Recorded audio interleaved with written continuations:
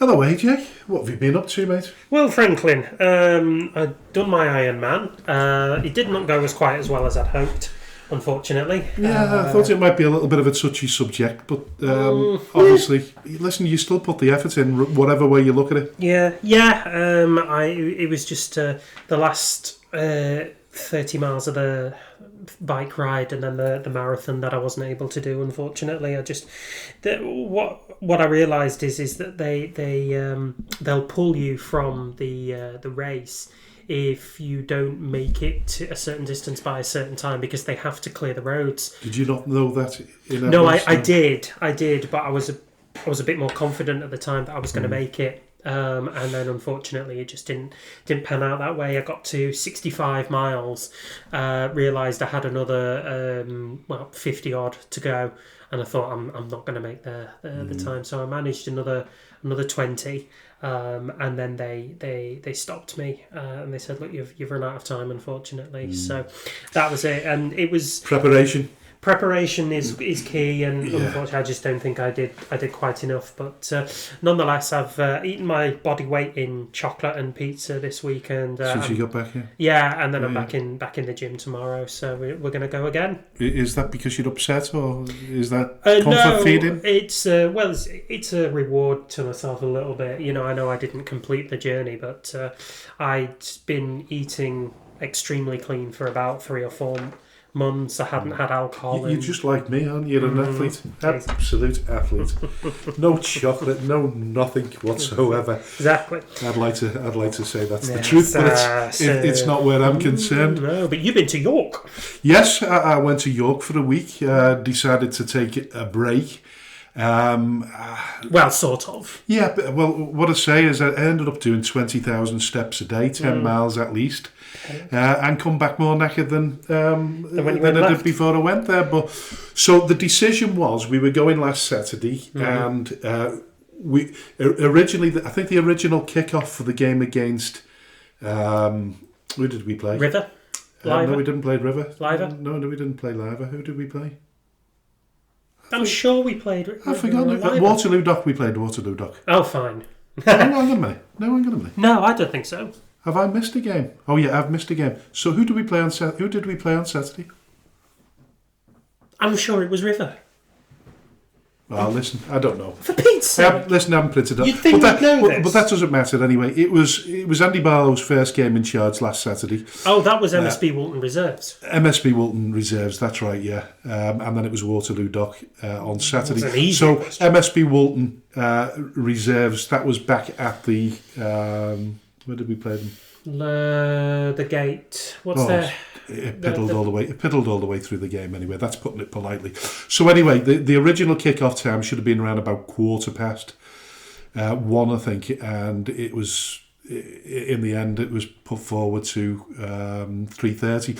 So the original plan was we were going to, as a family, we were all going to drive down in the same car, but when Rowena found out that the kick-off was later, she decided to book herself a train ticket to York. So she went off to York earlier in the day, and because it was Andy Barlow's first game in charge, I felt as though I had to be there. Yeah, so enough. I did, got absolutely soaked, wet through, and then spent the next 3 hours in the car on the way back trying to dry up, and I didn't. At least you had heated seats. Heated seats, everything heated about it. I had the heating on full blast, I had the fans on full blast, and I was still soaked. Absolutely soaked to the skin when I arrived there. Bearing in mind, it was probably the most pressurised drive I've ever driven in my life, because it was monsoon weather right across the 62 up the A1M, whatever it is. Yeah, it was absolutely horrendous weather. Yes, it was. I'm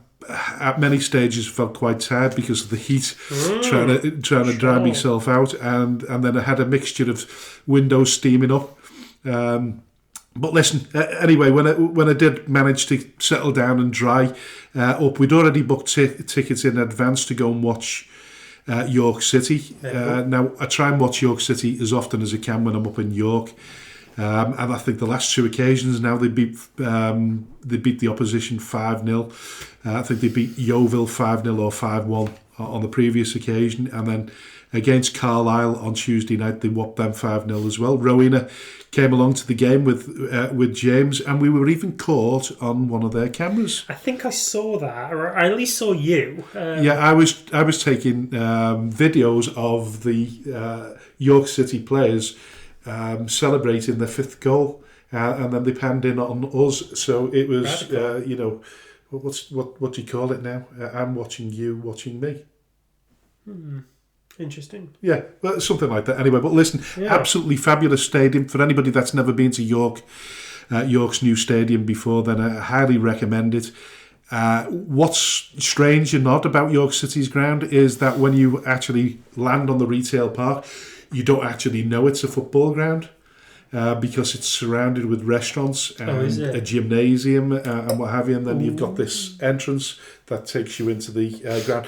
It is when you go on round the back you realise that it is a stadium in itself. Nice. But yeah, so it was a really enjoyable holiday. But I'm absolutely tired. And you know York yourself because you lived nearby, didn't you? Well, my sister lived in York, so I've been around Shambles and Whitmer-Watmergate. All of those fabulous places that. Well, I go on the bus tour, and that's the smallest street in York, isn't it? Whitmer-Watmergate. Yeah, whatever it is called. Yeah, Whitmer-Watmergate. Yes. Yeah. So it's the smallest road in York, and I think it had numbers 1A, 1B, and 2. So only had 3 or 4. Might have had 4 houses. Yeah. At tops. Yeah, and it actually runs parallel to the Shambles. Yes, it does. And the Shambles is fantastic, and York in itself, it's just so unique. It is a very, very unique city, isn't it? Yeah, but you've drawn yourself away from the cobbled streets of Shambles and Whitmer-Watmergate, and you've come all the way back here to Skem, and you've had a few meetings. Yeah, I've had a few meetings, and I might sort of touch on that at the end of the programme when we talk about Skem. Outstanding. Well, we've got a lot to catch up on, so let's dive in. Yeah, let's go for it. Hello, and welcome to the Speaking Frankly Football Show. I'm Frank Hughes, the chairman of Skelmersdale United Football Club, and alongside me is my co-host and passionate press officer, AJ Vigette. Not that being involved with the football club is a prerequisite for hosting a football podcast, but it certainly helps. We are ready to dive headfirst into the vibrant world of non-league football in the Northwest, and we might even take a moment to discuss some of the bigger headlines in the sport. We'll explore life in the Northwest counties, bring you interviews with well-known faces in the league, and analyse how local teams are performing while making bold predictions for their upcoming matches. Nothing is off the limits here. We'll be diving into all kinds of topics, including complicated refereeing decisions and regulations that often leave fans perplexed. We want to hear from you too. This is your show, so don't hesitate to reach out with topics you want us to tackle. Let's get this conversation started and enjoy every single moment. We are speaking frankly. Hello and welcome to the Speaking Frankly Football Show. This is Season 2 and Episode 13. I'm not going to say unlucky for some. I was just about to say that. Were you going to say that yourself, were you? Yeah. But listen, run us through the order of the show. Well, yeah, hello, I'm AJ. I'm the co-host on the show. Did I not mention you? You didn't. Sorry. You've certainly not mentioned me dulcet tone, so I'm going to start. No, we're not going to do it. We're getting far too comfortable, aren't we? You are. Anyway, so here's what's going to happen on the show. We've got an awful lot to go through. So we're going to be checking in on the Northwest counties, as we always do. The FA Cup 4th round qualifying draw has been made, so we'll take a quick scant over that one.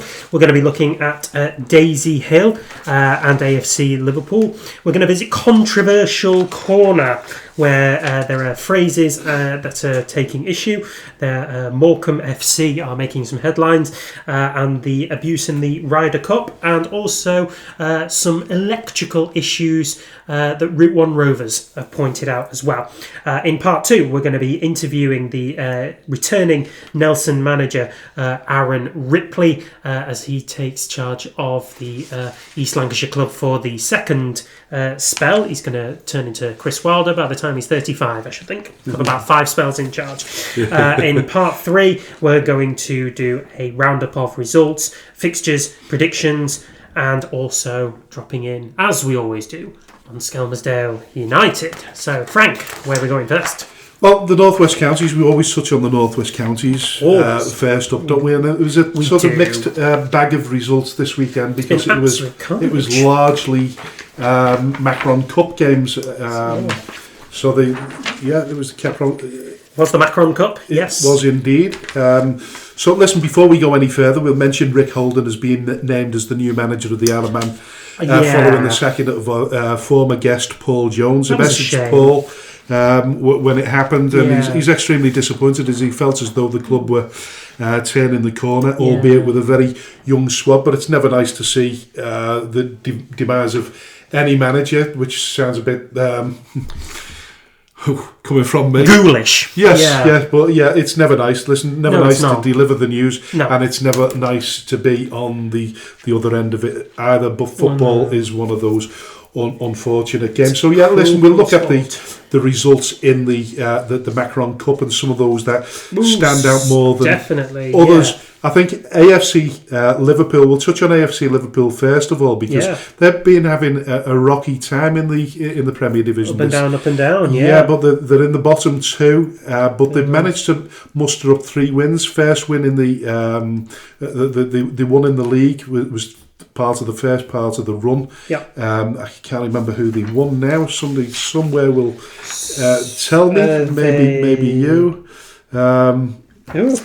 I can't find it, but just listen. No. Anyway, what they're doing is they've managed to go on a 3-match winning streak, and they've managed to progress in the FA Vase and in the Macron Cup. So on Saturday they played the Liverpool final, the Liverpool derby. Yeah, that's the one. So that's South AFC Liverpool versus South Liverpool, and they managed to beat South Liverpool 3-1.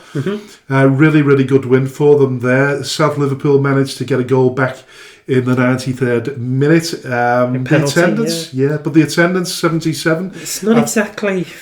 No, since they moved to Bootle, the attendance... it's going to be it was going to drop off, really, isn't it? Particularly with the start of the season. But this might be the moment that sort of elevates them, turns it all around. You would hope so, anyway. I mean, we talked about this before. There's a lot of dilution of teams within Liverpool. I mean, there are 3 with Liverpool in their name just within the Premier Division alone, and then you've got teams kind of on the outer banks of it. Litherland, Remica. You've got Camel Lads.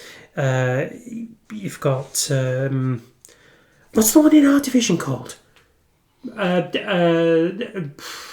Liverpool. No. Oh, sorry, in our division. Oh yeah. All right. McGull aren't in our division. No. Well, you've got Liverpool now. You've just gone back in time, haven't you? I mean, it's a rusty start. But anyway, there's the amount of teams that are within the Liverpool city centre, and I think the demand to try and bring in fans to watch these teams. Bearing in mind as well, you've got your actual professional teams as well. You've got your Liverpool and your Everton. The printer that's not been working all day suddenly comes to life when we're recording. Absolutely. Yeah. Shut up, printer. Or is that shut up, you Epsom fool? Is that one of our? I'm going to say, is that one of our knees telling us that it needs a bit of oiling at the hinges? Yeah, but anyway, a crowd of 77 turning out to watch AFC Liverpool beat South Liverpool. It is the Macron Cup. So in the Macron Cup you're not expecting huge gates. I suppose not, no. So we looked down at a few other results there in an amazing game at Brocksteeds Park where Ashton Athletic were 2-0 up after, they'd taken the lead just before the hour mark through Declan Hill and then doubled that lead through Luke Crompton in the 70th minute, and it looked like they were coasting into the second round. But FC St Helens, they came really late to the party, so they got a goal on the stroke of full time through Harry Hagan, which just looked to reduce the deficit and put a bit of dignity on the board. But then Mackenzie O'Neill grabbed an equaliser in the 93rd minute, and then in the 96th, Michael Abeto scored the winning goal to see FC St Helens through to the second round of the Macron Cup in possibly the most dramatic fashion I think I have ever seen. Have you ever seen 3 goals scored in injury time before? I have, and I can't remember where it is. And I think it might have already happened this season somewhere. God. But not at our... Evidently, you're playing down the magic of the Macron Cup there. Everyone talks about the FA Cup, but reality is it's the Macron sort of delivers chapters and verses in history like no other. Some possibly dull results where they thought there might be big ones here. Daisy Hill and Burscough playing out a 0-0 draw at the Ginge Power Stadium there in front of a relatively decent crowd of 117 there. And in the Macron Cup, obviously, games go straight to penalties if one team isn't winning at the 90 minutes. So Burscough triumphed 3-2 on penalties, prolonging Nicky Hunt's winless run in charge of Daisy Hill, the Cutters. There was a similar 0-0 scoreline over at Darwin, where they played Garstang again, another healthy crowd of 206 there. Garstang ended up winning 4-3 on penalties there.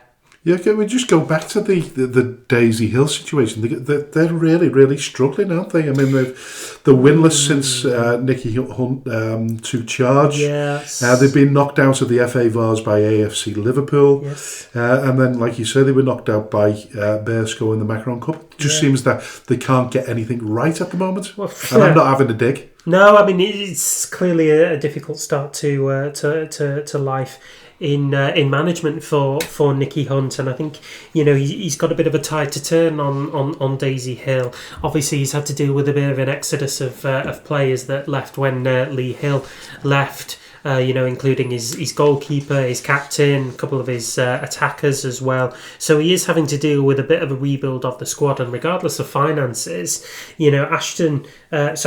Daisy Hill are in a bit of an odd predicament here because they're the only team within the Bolton reaches that are at this level.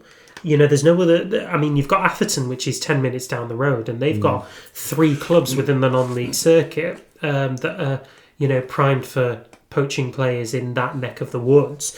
Otherwise, they're sort of fighting a bit of a battle to try and float. So it actually makes you wonder whether there's a great deal of money gone into Daisy Hill since Arron Hunt took over. You would think so, because we know they've got a decent budget, but then we also know what it costs to get out of that division, because we're talking about... we'll hit on it later on the show with Droylsden and with Nelson and Holcomb. Yeah. The big hitters in that league, the amount of money that goes into the... we assume that's probably the big hitters in the North West Counties Division 1 North. Yeah. Absolutely. I mean, we've mentioned this time and time again on the show when the rumours going round as to how much certain players are being paid. I mean, the one amazing rumour that stands out is a player... playing for one of the teams in the North West Counties Division 1 North being paid more than our entire budget for last season. There was a couple of them, wasn't there? Yes, there was 1 or 2 of them. But maybe... I think it's the reality of how difficult it can be at the North West Counties is probably starting to hit home for Nicky Hunt. Obviously, he had really good experiences under as assistant manager for... is it Cleggy? He was assistant manager for... Cleggy, Atherton. Michael Clegg at Atherton. Collieries, but to step up on his own for Daisy Hill, it's... not quite a walk in the park. So that sort of new manageritis, like I say, we'll mention it later on in the programme, is that a new sort of phrase coined by Arron Ripley. Doesn't seem to be taking... it's not doing anything there at Daisy Hill at the moment, and arguably you could say it's not doing the same at Skem at the moment. We will talk about that later. Talk about that too, yes. So Ecclesall beat Market Drayton Town by 3 goals to 1. It was It was having torpor. a difficult season. Yeah, Market Drayton, aren't they? it was torpor and ecstasy on both sides of the coin, because on the one hand, Dan Dawson's a really good friend of ours, and Market Drayton just aren't quite hitting the gears that he would want them to at this point. A couple of memorable results, but this one against Eccleshall, disappointing, but perhaps not unexpected. On the other side of the coin, it was another goal for Jack Grimshaw, the former Skem United midfielder, scoring the third goal just after the hour. Oh, yeah, Jack. Sorry, it is Jack Grimshaw. Yeah, there's a Luke Grimshaw. I think it's his third goal of the season for Eccleshall to see them into the second round. Really nice bloke. Good guy. Jack, yeah. Got plenty of time for him. Salt of the earth. Wish he was more open to being interviewed, because I would have loved to get him in front of a camera to speak to him, but nonetheless, he preferred not to. Other results kicking around. So down in Cheshire, Sandbach United beat Hormond. Is it Hormond? Huffmond? Howmond? How do we say Hormond? It? Fine. By 4-0. Kyle Foley grabbing a hat-trick there at the I can't believe you're asking me now, because I used to ask you. Oh, we're both asking each other at this point. Atherton LR got the better of Pilks through a late goal from Harvey Sample, seeing them through to the second round as well. And it was a brilliant game over on the west coast, where Squiresgate played host to Cone. And Cone triumphed by 4-2, thanks in no small part to a hat-trick from Barney Wiggin, seeing them through to the second round of the cup. And Telford Town, whose manager we interviewed 2 weeks ago, won at a canter against Wolverhampton Sporting Community, their second big result of the season, winning by 7-1. Incredible. Against last season's bottom club from Division 1. But even more incredible there is the attendance at West Didsbury and Chorlton. So they beat Cheadle Heath Nomads 4-0, and if the attendance is to be believed, it's in print, it was 712, which I would imagine, I don't know, apart from Bury, must be one of the highest attendances in a Macron Cup first round game. God, really? I'd love to. Kev Lawton, the statistician at North West Counties, I wonder whether he has that information to hand and whether he could, he could let us know whether that's a record. Away from Bury, obviously. I think he. You might be right there. So Kev, if you are listening, we'd love to know. And the Macron Cup actually continued on Friday evening as well, where evidently the pick of the games happened in Ashton in Makerfield, where Skem's former striker Mikey Howard scored a double for Ashton Town, but it wasn't enough as they contrived to throw away a 2-goal lead. They were winning by 3-1 at one point. 3-2.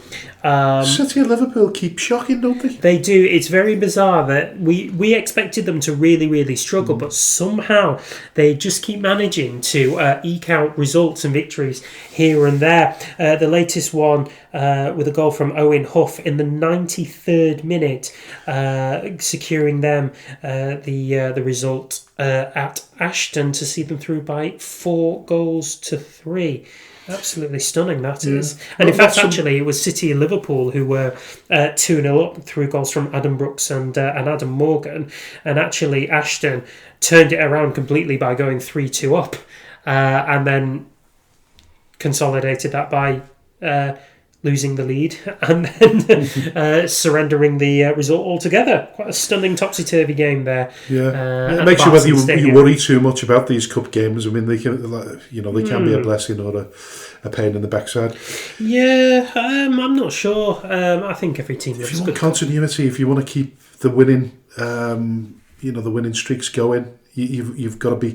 Sometimes the attitude is to weaken your side and tinker around a little bit, but I've always been in the impression that I always like to see a full strength squad going into World Cup games.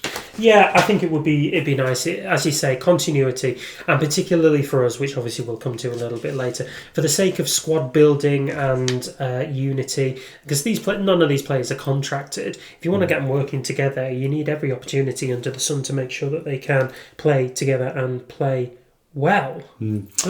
So Droylsden lost to Main Road. That was a good attendance as well, 568. That was at the Butcher's Arms, wasn't it? Yeah, not the result that majority were hoping for, though. No, most certainly. And it looks as though Main Road had an easy route there, albeit Droylsden have got one back in the 78th minute.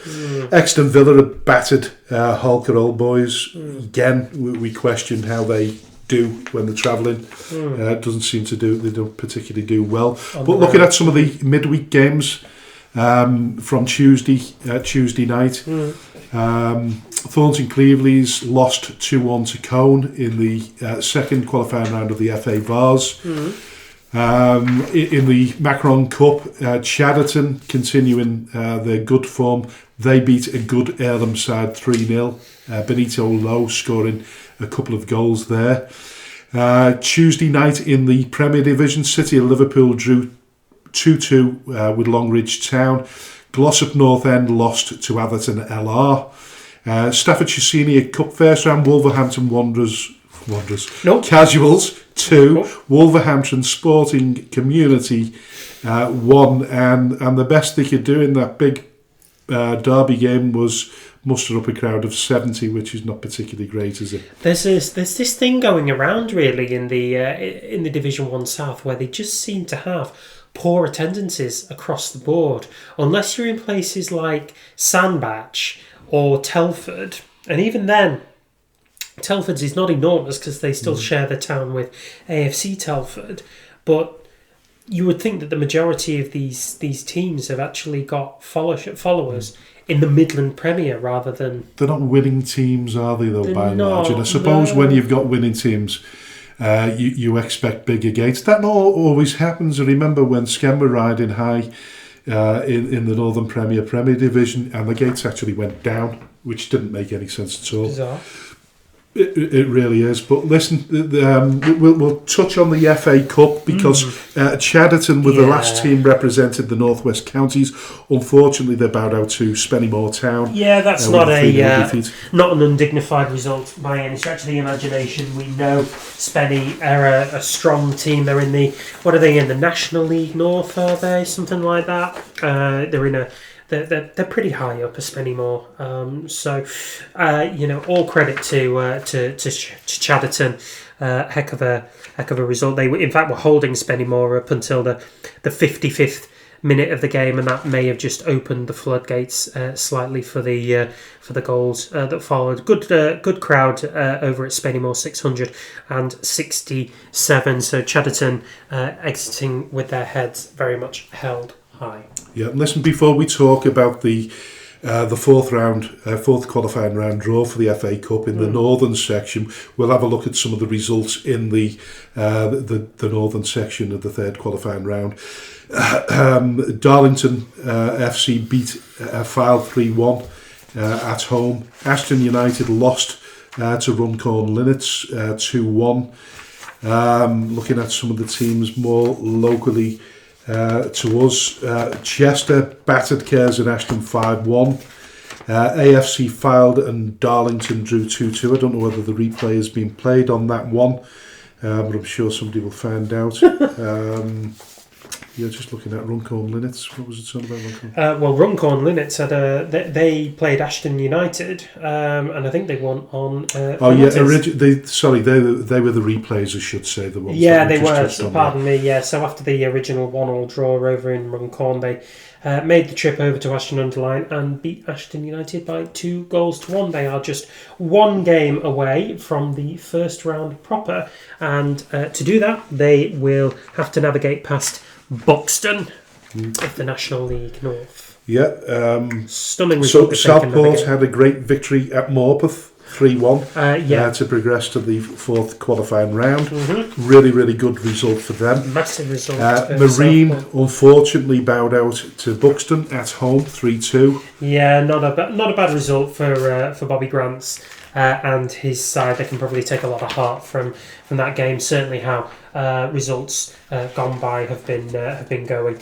So, do you know what? Fair enough. They can probably concentrate on matters a little closer to home. Then I should think. South Shields, who are leading the way in the National League North.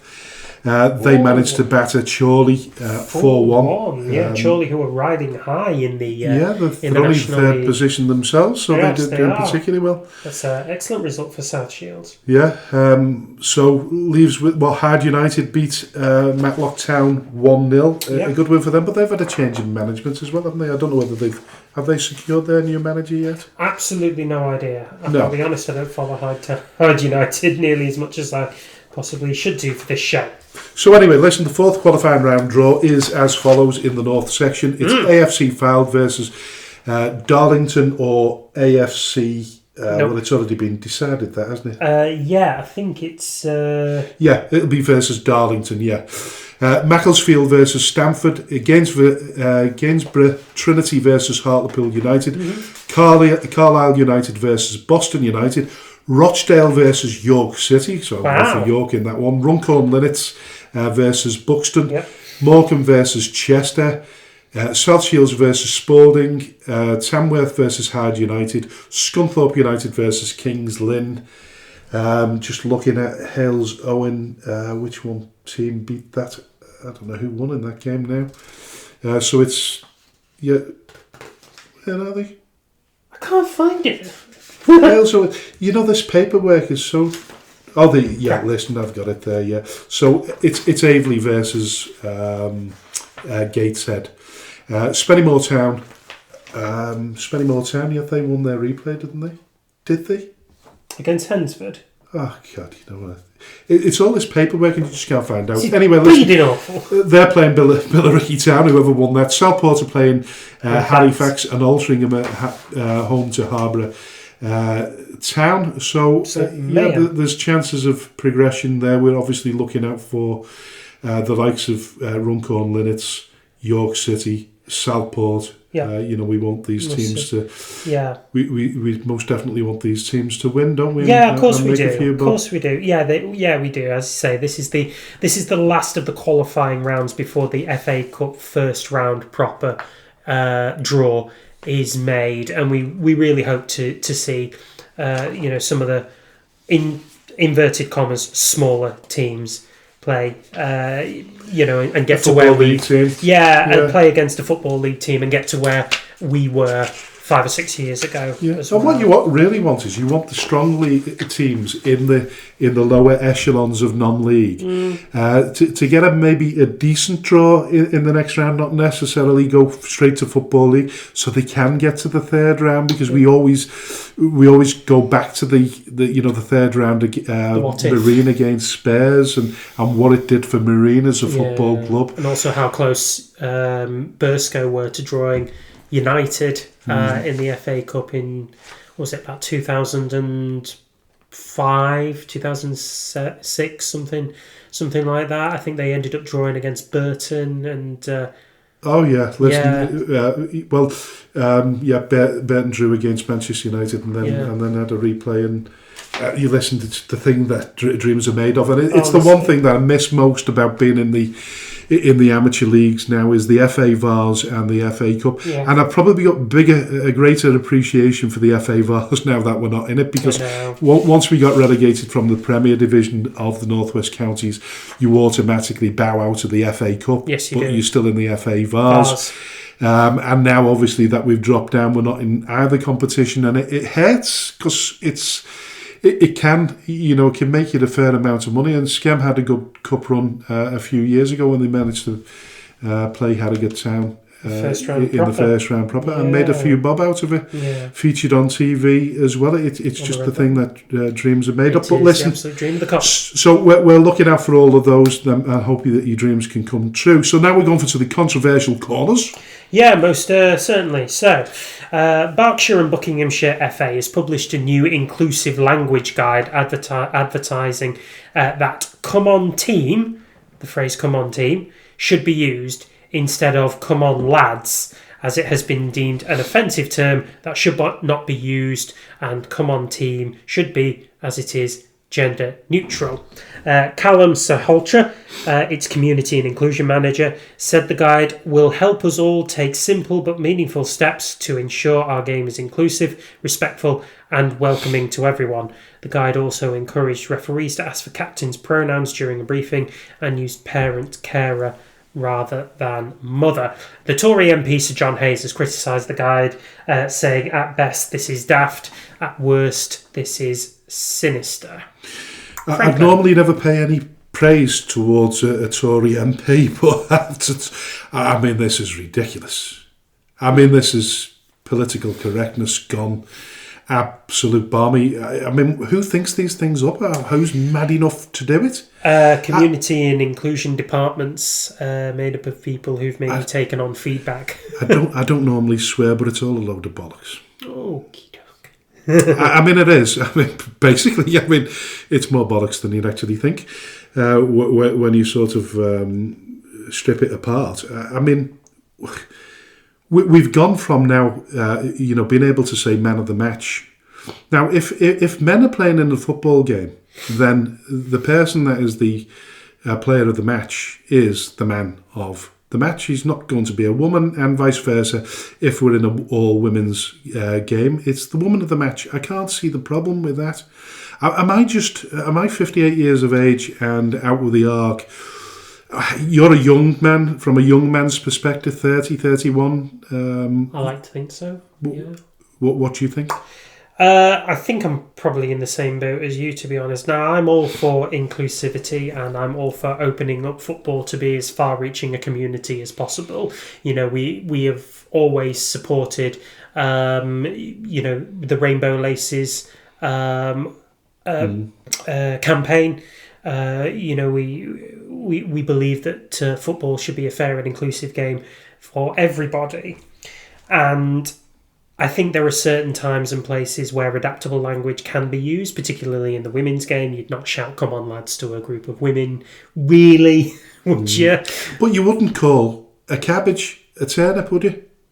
No. So, is a cabbage an offensive word? It can be used as an offensive word, so replace it with a carrot?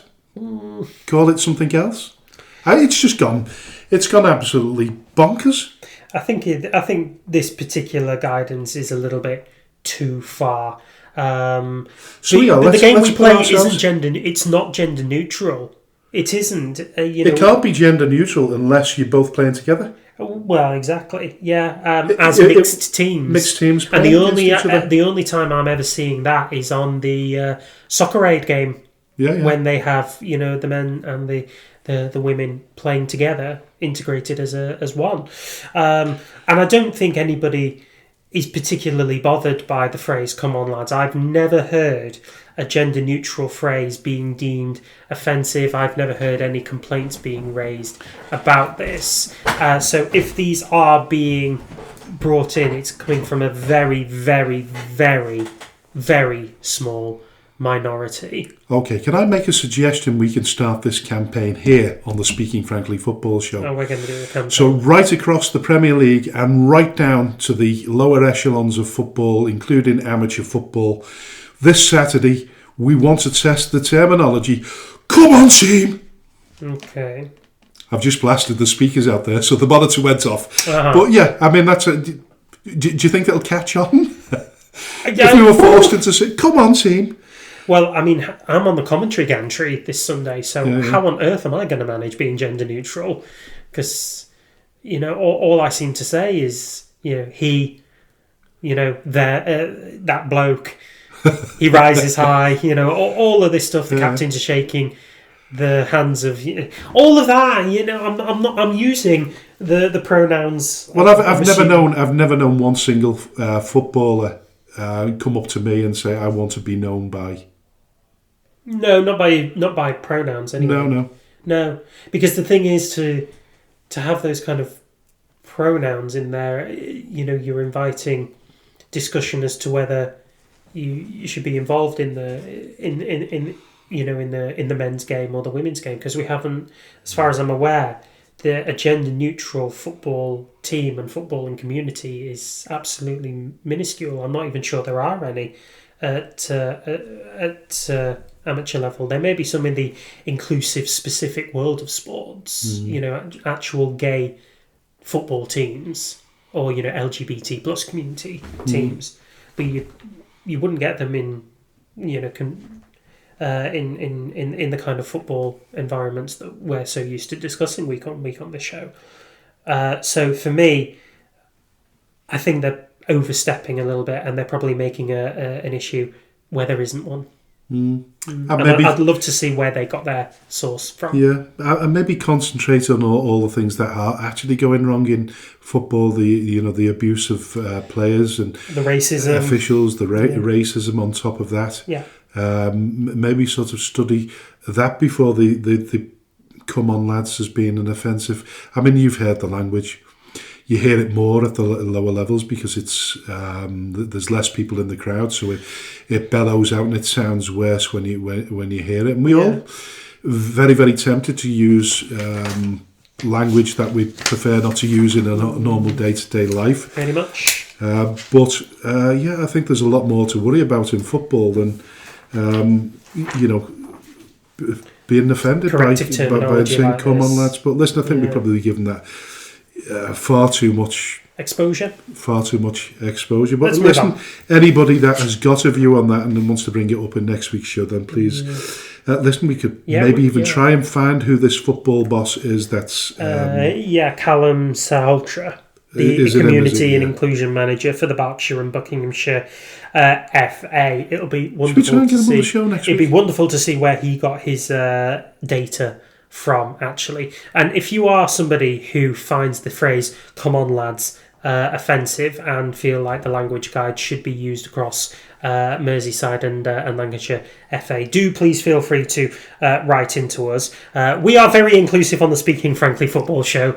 Dalton, Skelmersdale. But we draw the line somewhere. And we're going to draw the line there. And we are going to move on to Morecambe. Yeah, well, I picked up Morecambe again because we haven't talked about them much, and I feel really, really sorry for them because they managed to get this takeover over the line. And middle of August. Punjab Warriors managed to secure the business on the 14th of August. They immediately sacked Derek Adams, then brought Ashveer Singh Johal on board with very little experience. I think he coached at Wigan Athletic, didn't he? He did. Yeah, he was the assistant there. So he's managed 2 wins and a draw, but still rooted to the bottom of the National League, I believe. Yeah, their win. One of their wins was their opening day victory against Altrincham. They followed that up with a 4-3 win a few weeks later against I want to say it was Boreham Wood, but I don't think that's correct. Yeah, sounds right. But sure, yeah, sounds correct. Yeah, we'll go with that. But anyway, they've had 1 draw and then 7 losses. Now, what's I think more difficult to stomach for Johal is the leakiness of the defence. So in 2 of their games that they've played, they've conceded 3 goals. In 2 of their games, they've conceded 4, and in their last 2 games, they've conceded 5 goals. Now, and that's a problematic statistic for any particular club or any particular manager. But there was a lot of criticism at the beginning when they appointed him. Yes, but then there was a lot of people in equal proportion. So let's give this lad a chance. Well, there's nothing wrong with giving lads a chance. I just think it's got to be at the appropriate level, and I don't think Morecambe is the appropriate level. I think that Punjab, in getting rid of Derek Adams, they probably got rid of a very, very good stalwart of the club and probably one of the very few consistencies that club has had in the entire time. They've lost a network as well, haven't they? Massive network, because people would, want to work with Derek Adams. He, in much the same way that he's very known across the stretch of of lower league, professional league football at that level, and they got rid of him. Well, listen, if I was a National League chairman now and I was in charge of Morecambe, I would already be looking at his replacement. You've got to examine the contingencies here because this quite clearly can't carry on. Well, it raises that question of people probably say in equal proportions that you sack a manager early on, you haven't given them enough opportunity, and that's the mistake. That's the mistake you're making. But I think in this case, the original mistake is employing him. I think you may very well have been right, yeah. But it's interesting to see the mirror images between Morecambe FC and ourselves, really. Relegation taken into hand. We weren't really sure whether, the club was, going to exist much longer than what it was. The funding has been secured, but we've not started the season well at all. What we do know is that Morecambe have been... They played at a much lower level, haven't they? They have, They played at Northern Premier League level before. Yeah, maybe even lower than that. I'm not sure how much lower that they've played. So it's obviously, I think it's more disappointing for Morecambe than it is for us, and I think it probably gives us a little bit of comfort recognising that there are teams who are relegated and aren't there yet in finding their feet and getting that togetherness to start kicking on and producing positive results. It is, I do feel sorry for Morecambe fans, but as a Skem fan, it does make me feel a bit, Yeah, listen, the consensus of opinion was that when Panjab took over the club, there was going to be a few bob ploughed into the club. And I know they certainly they dealt with the debt. They did, yeah. Which you can't argue. It had to be the priority. They've done a great job there. But they're not actually floating, and that's the worry. And how long do they let that go before they stem the miserable form, or do they believe that it's going to turn around?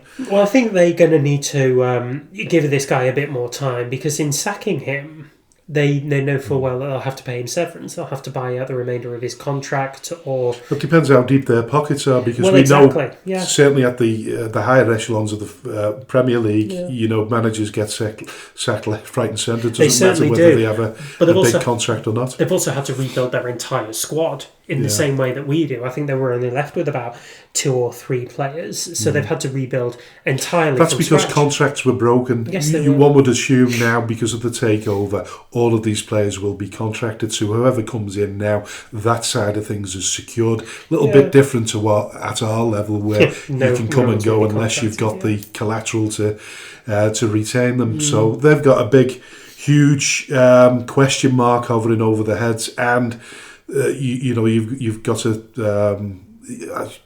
In this instance, I think they've got to act really quick, because the next thing that'll go will be the fan base. Yeah. Because those people that come together at a time when things were really bad, they'll soon forget the fact that they nearly went out of existence. Yeah. And they'll be thinking, well, hang on a minute, we're going to end up going further down the pyramid, and we just do not want that to happen. So people and supporters turn against clubs very, very quickly. Particularly when they're not doing well. Yeah, so I think we're going to see a bit more. And maybe listen. Hopefully, you always want a manager to do well and turn things around. So we're not suggesting for 1 minute that Ash Veer is incapable of doing the job. Let's hope he can, and he can turn things around, and everything looks nice and glow. Yeah, you have to wonder though whether a more experienced manager would have been ideal at this point, though. Yeah, if you're going to have an entire squad rebuild, you'd want a manager who knows exactly how he's going to play. You want an old-fashioned style of manager who's had experience in abundance at this level. Can I make a suggestion? Go on. Dave Jones. Not Davy Jones, Davy Jones, but Dave Jones that used to manage Wolves. United. Yeah, Hartlepool. Now, I watched... Jeff Stelling. Did you watch that rant? Yeah, I watched that rant. It was Under the Cosh, wasn't it, on the Under the Cosh podcast. Yeah. Really, really good interview by Dave Jones, and he's obviously said that he wants to get back involved in football, and I think that old style managerial approach, ethos might work well to stable a ship there. Would he? Yeah. Well, it's whether they'll give him money and whether he'll buy into it, but Yeah, well, listen, best of luck to Morecambe anyway. Yes. Do we want to talk about the floodlights first before we talk about the Ryder Cup? Yeah, that's fine. So this is a story that hadn't made the original script because I picked up on it very, very late, and it concerns Route 1 Rovers. So Route 1, a team that we have a bit of admiration for. They were in the North West Counties last season. I think they finished about 16th or 15th in the league last season. They were subsequently laterally moved over to the North East Counties. Northern Counties East League. Northern Counties East League, yeah, absolutely.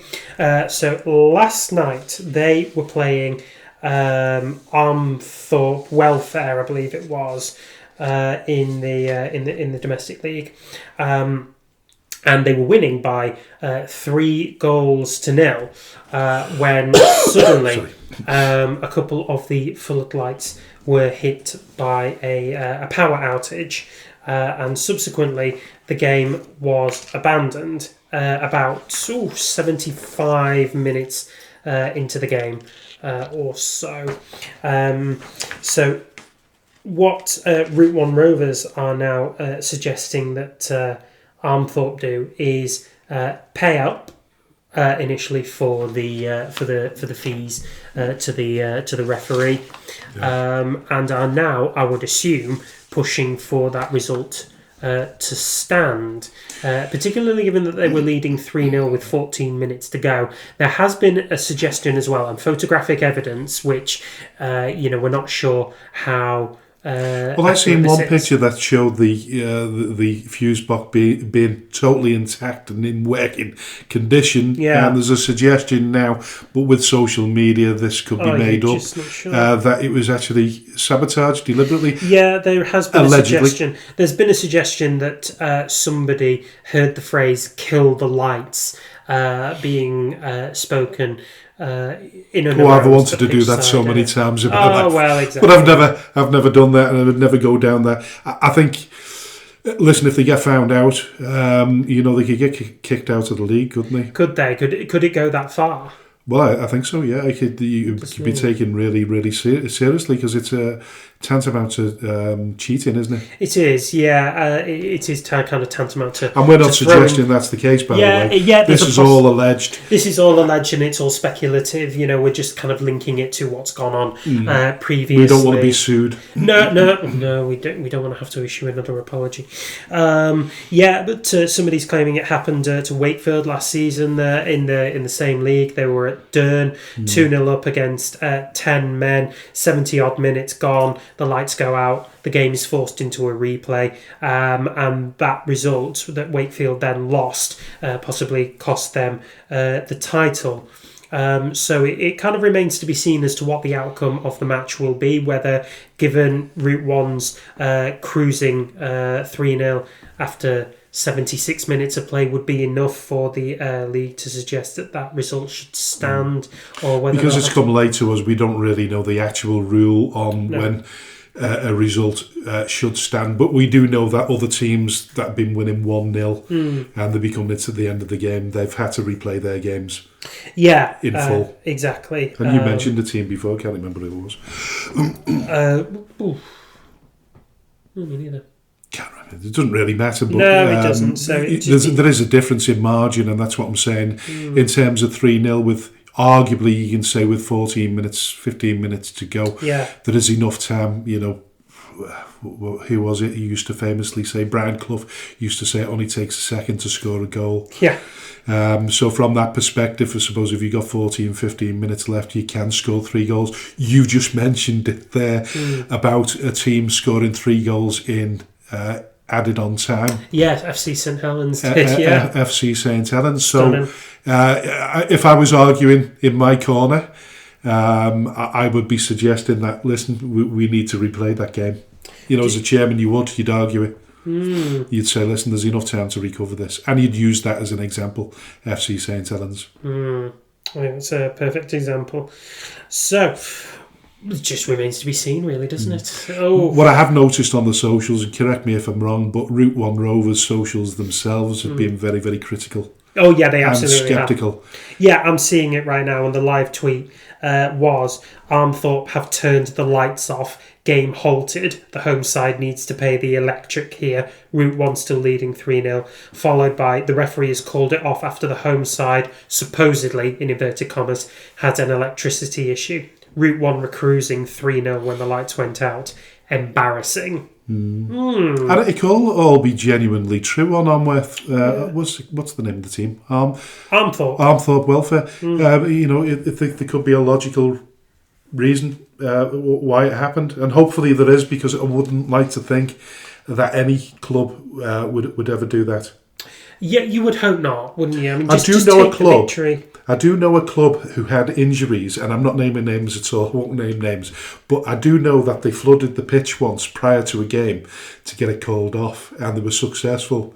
And the minute that the referee had done his assessment and called the game off, the said groundsman went down to the bottom end of the ground. He literally lifted the plug up, and all the water left the pitch. Oh my God!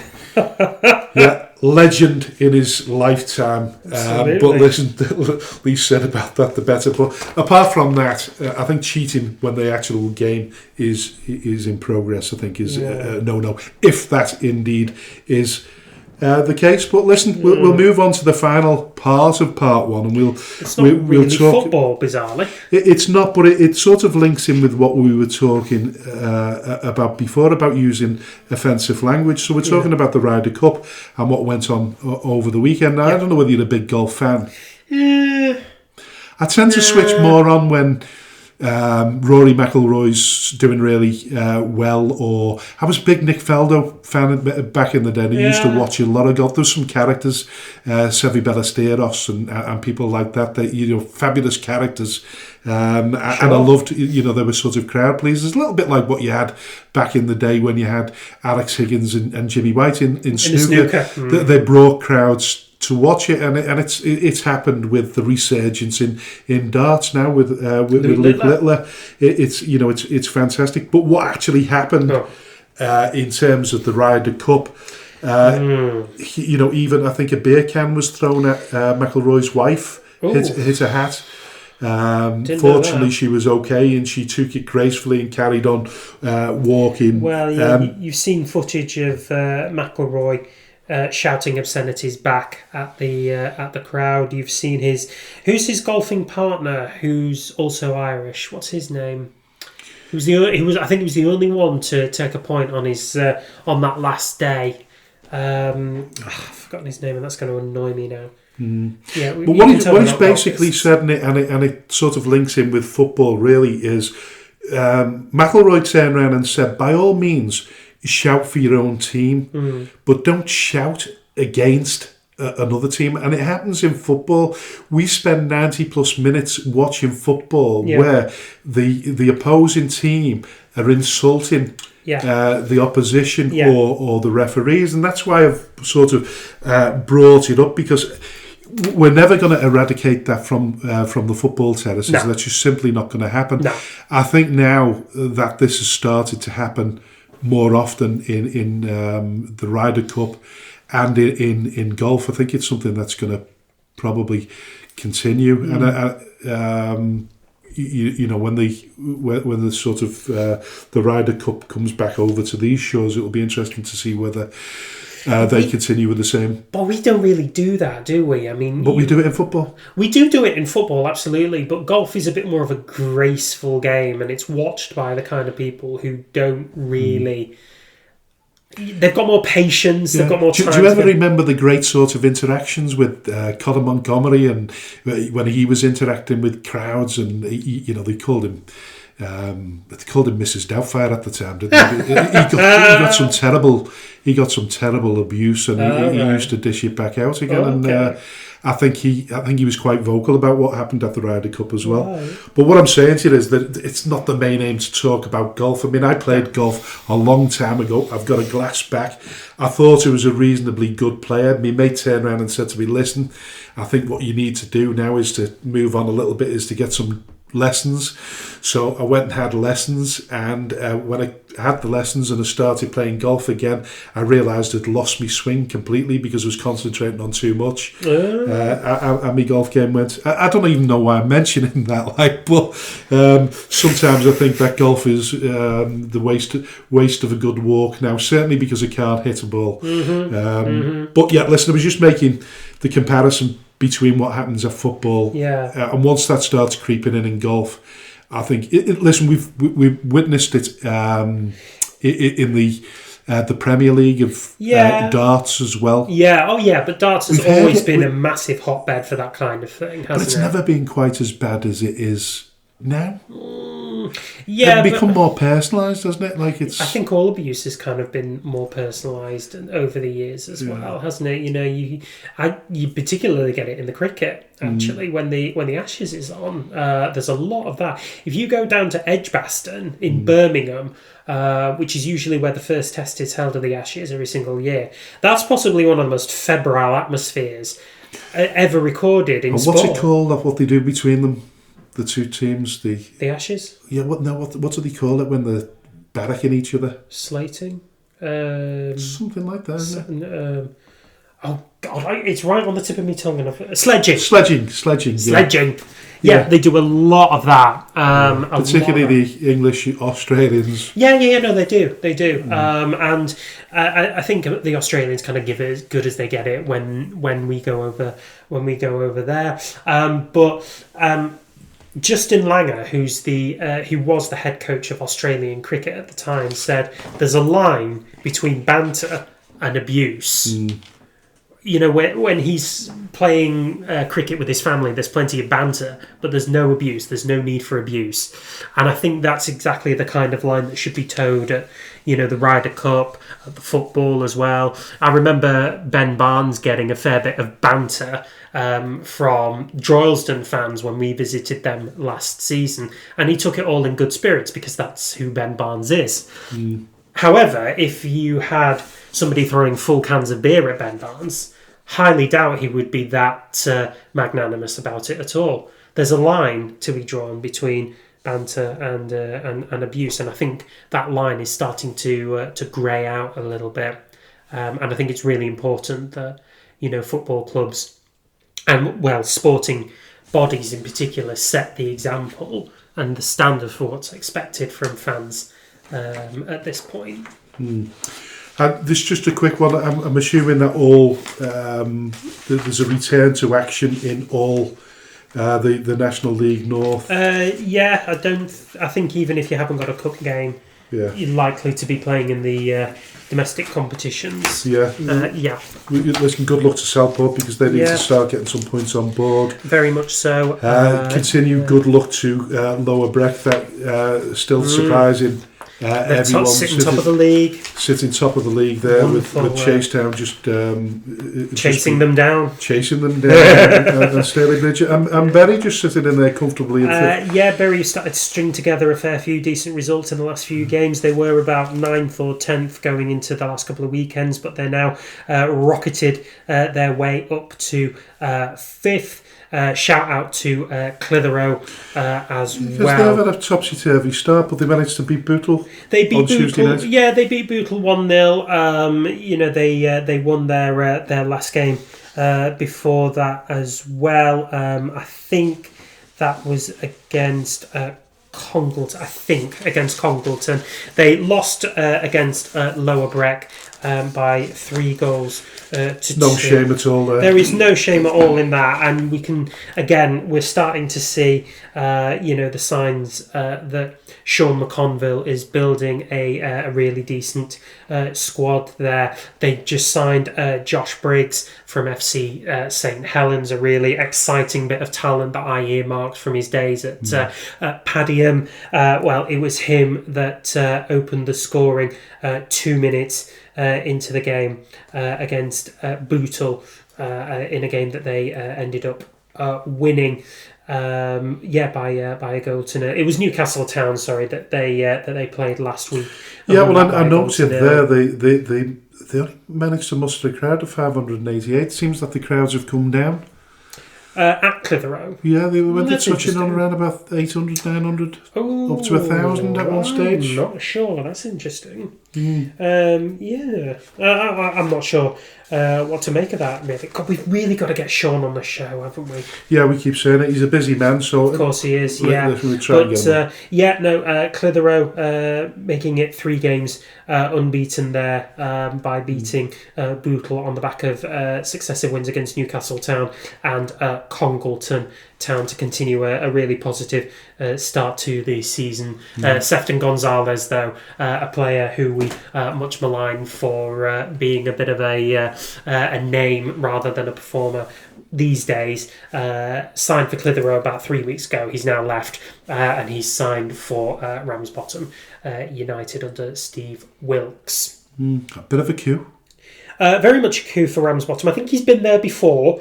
I think he knows and understands a relationship with Wilkes, and Wilkes is expecting him to get his fitness up before he starts using him. But if he can get him firing in the correct way, and Sefton's only 33, so he's still got plenty of life in him.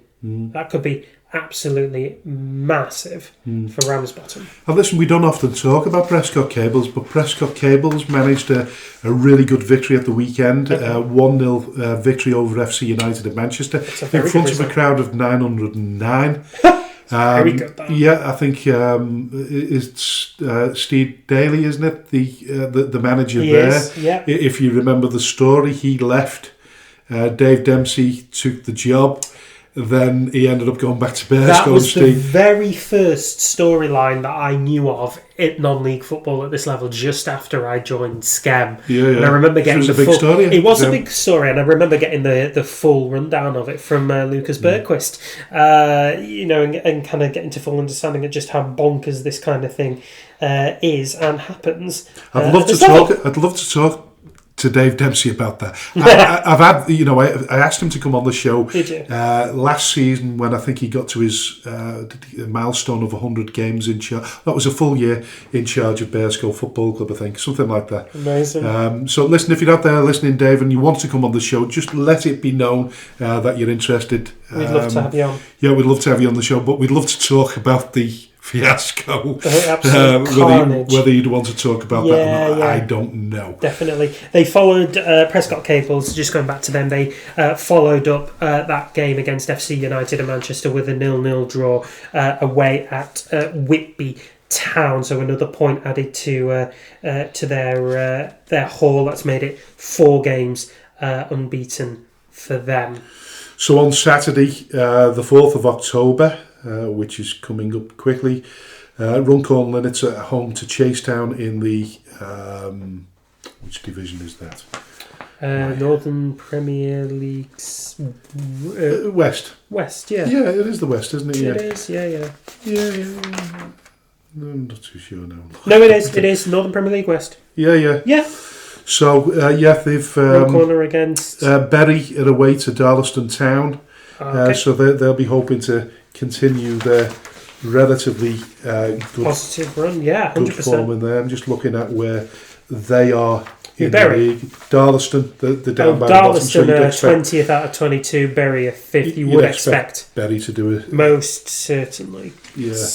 Atherton Collieries are away to Mossley. That'll be a difficult game. It always is under a very, very vocal ground at Mossley. Always is a tough place to go, but fairly sort of evenly balanced there in terms of the league. There's not much distance between them, but we're hoping that Atherton will do the business job there. Against Mossley. Yeah, most certainly. And they follow that up, Atherton Collieries, with a home game to Nantwich Town. So get 6 points out of the next 2 games. Possible. And then they're looking at a really sort of healthy position there. They're not too far behind. They're only 7 points behind the top team. So all to play for Atherton. Then they've played a game less than most teams anyway. Atherton. Oh yeah, they have. So there's still plenty of time for them to get points on the board. I know we've talked about Cleggy and the disappointment after the LR derby, but his team seemed to have turned a bit of a corner there. I don't think he'll allow them to do anything no, else, absolutely not. No, and he'll want them to push up the table. And the thing is, there's still plenty of points to be won in a very kind of clustered environment. A couple of teams drop points around you and you're immediately up about 3 places. Yeah, and it's early doors as well. It is very early doors. Plenty of time for him to get his books in order, which we fully expect him to do. Go on, Cleggy. So listen, this is the end of part 1 of the show. Oh, actually, just before we end part 1, no, I just want to extend a very big congratulations to our former gaffer, Tommy Lawson, who's gone on board at FC United of Manchester. I thought we were covering that in the third part. But listen, that's for crying out loud. No, it doesn't matter because we could have forgotten about it. But listen, Tommy Lawson. Wrote it in part 1. Did you? Oh, well, I did. That's fair enough. Listen, well done to Tommy. Yeah. Had a coffee with him this week. Always a pleasure to be in company with Tommy. Yes, he's the chief scout. You interrupted me as in was in the middle of that. So he's the chief scout at FC United of Manchester. Talk about your coffee. Yeah, listen anyway. Yeah, we've come to the end of. I will talk about that in the third part. But listen, we're at the end of part 1. We are. In part 2, we'll have Arron Ripley. Arron Ripley, the manager of Nelson on the football club of Nelson Football Club. We're delighted to have him on the show. Certainly are. In the meantime, listen, we're going away for a commercial break, and we'll see you in part 2. Bye for now. Bye. A heartfelt shout out to all the businesses supporting Skelmersdale United Football Club, especially T&W Garners and Pedro de Seda Enterprises. Thank you to everyone who donates to the club, supports our race nights, raffles, lottery bonus ball scheme and the weekly draw in conjunction with NYCBA. A special thanks to those who organise such fundraising events, with a particular mention for the incredible Lee Davis and Rowena Hughes. To everyone who stands by us both on and off the pitch, we are truly grateful. If you wish to sponsor the show, please contact me at chairman.skemutdfc@gmail.com or alternatively call me on 077 66054 548. All proceeds will go to Skelmersdale United Football Club. Thank you for your unwavering support. Hello and welcome to the second part of the Speaking Frankly football show, and a warm welcome to our special guest today, Arron Ripley, who's the manager of Nelson Football Club. It is pronounced Arron, isn't it? Not Aaron? Yeah, that's correct, Frank, yeah. Yeah, just double checking because that many times I've met Aarons or Aarons and been told off, so it's just the making other way. sure. We don't have any producers or researchers that can tell us this otherwise, so we've kind of got to find out on the fly. We're still a bit tin pots, despite the the professionalism with which we come across. Well, we'd like to think so. Well, we'd like to think so. Yeah. But listen, before we talk about your managerial career, tell us a little bit about yourself and your football history from your playing days onwards. Yeah, so I'm 31 as we sit here today. Same age as AJ.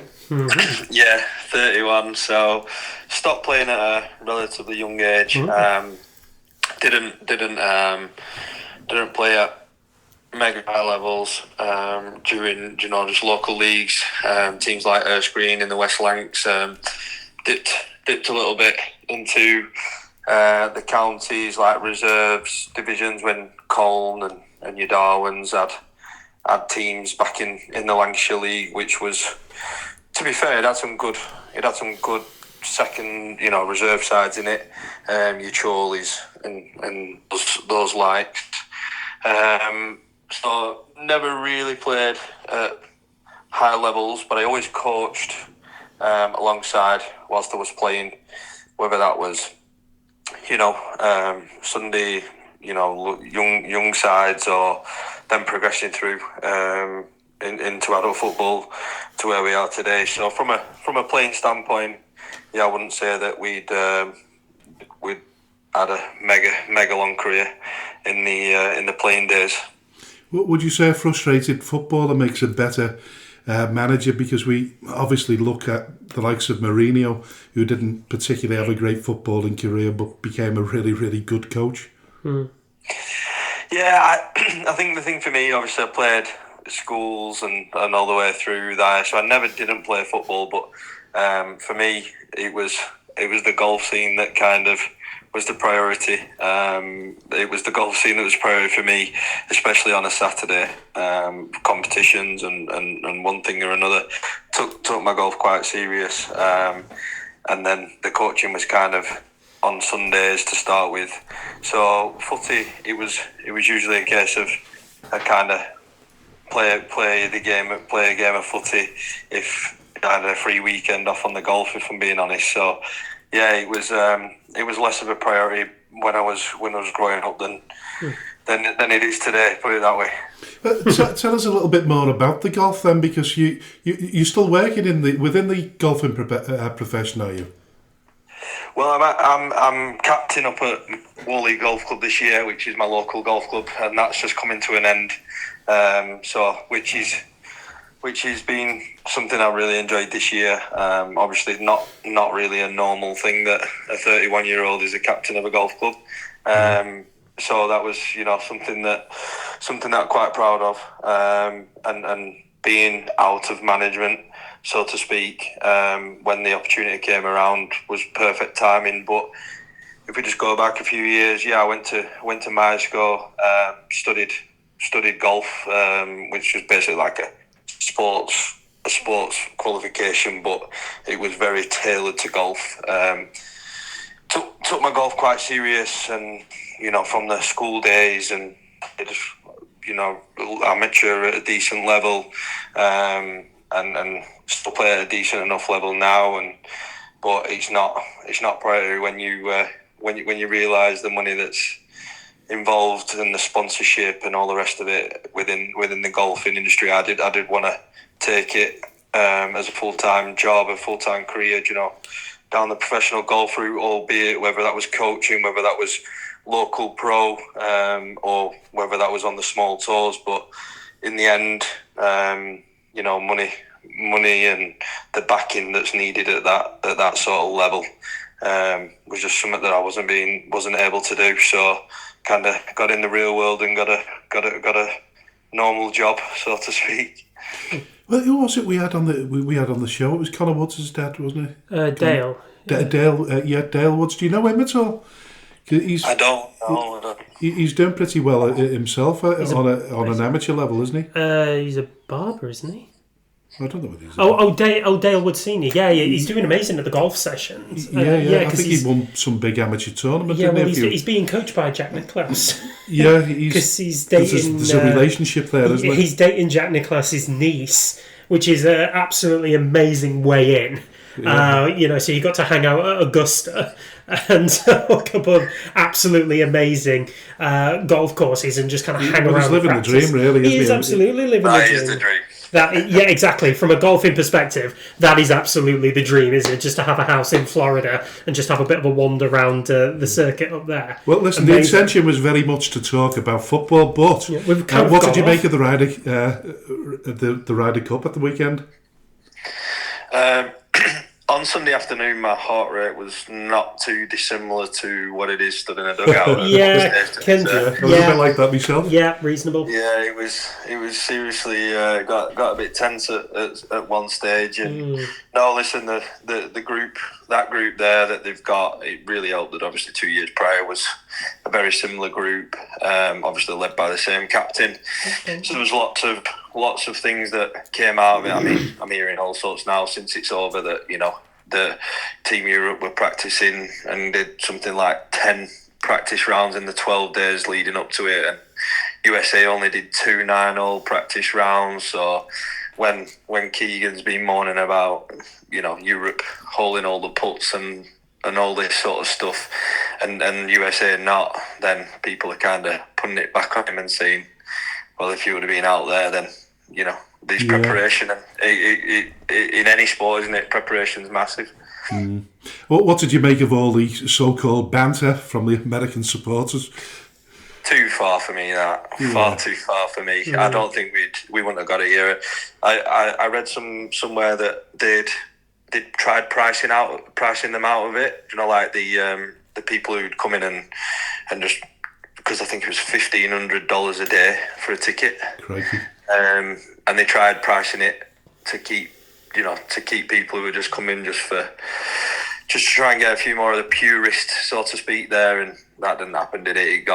It was a little bit too far. The lack of respect there was clear to see. It's almost football-esque, isn't it, in terms of that kind of delivery? It's just not acceptable at golf's level. But you know what I find in football, when you're in the big stadiums, and I'm an Evertonian, whenever I was sitting in the Park End, I was surrounded by people that were either police officers, accountants, solicitors, and they were the ones that were the more vocal ones, to be fair. Jesus. Yeah, it's unbelievable. So you're right, really.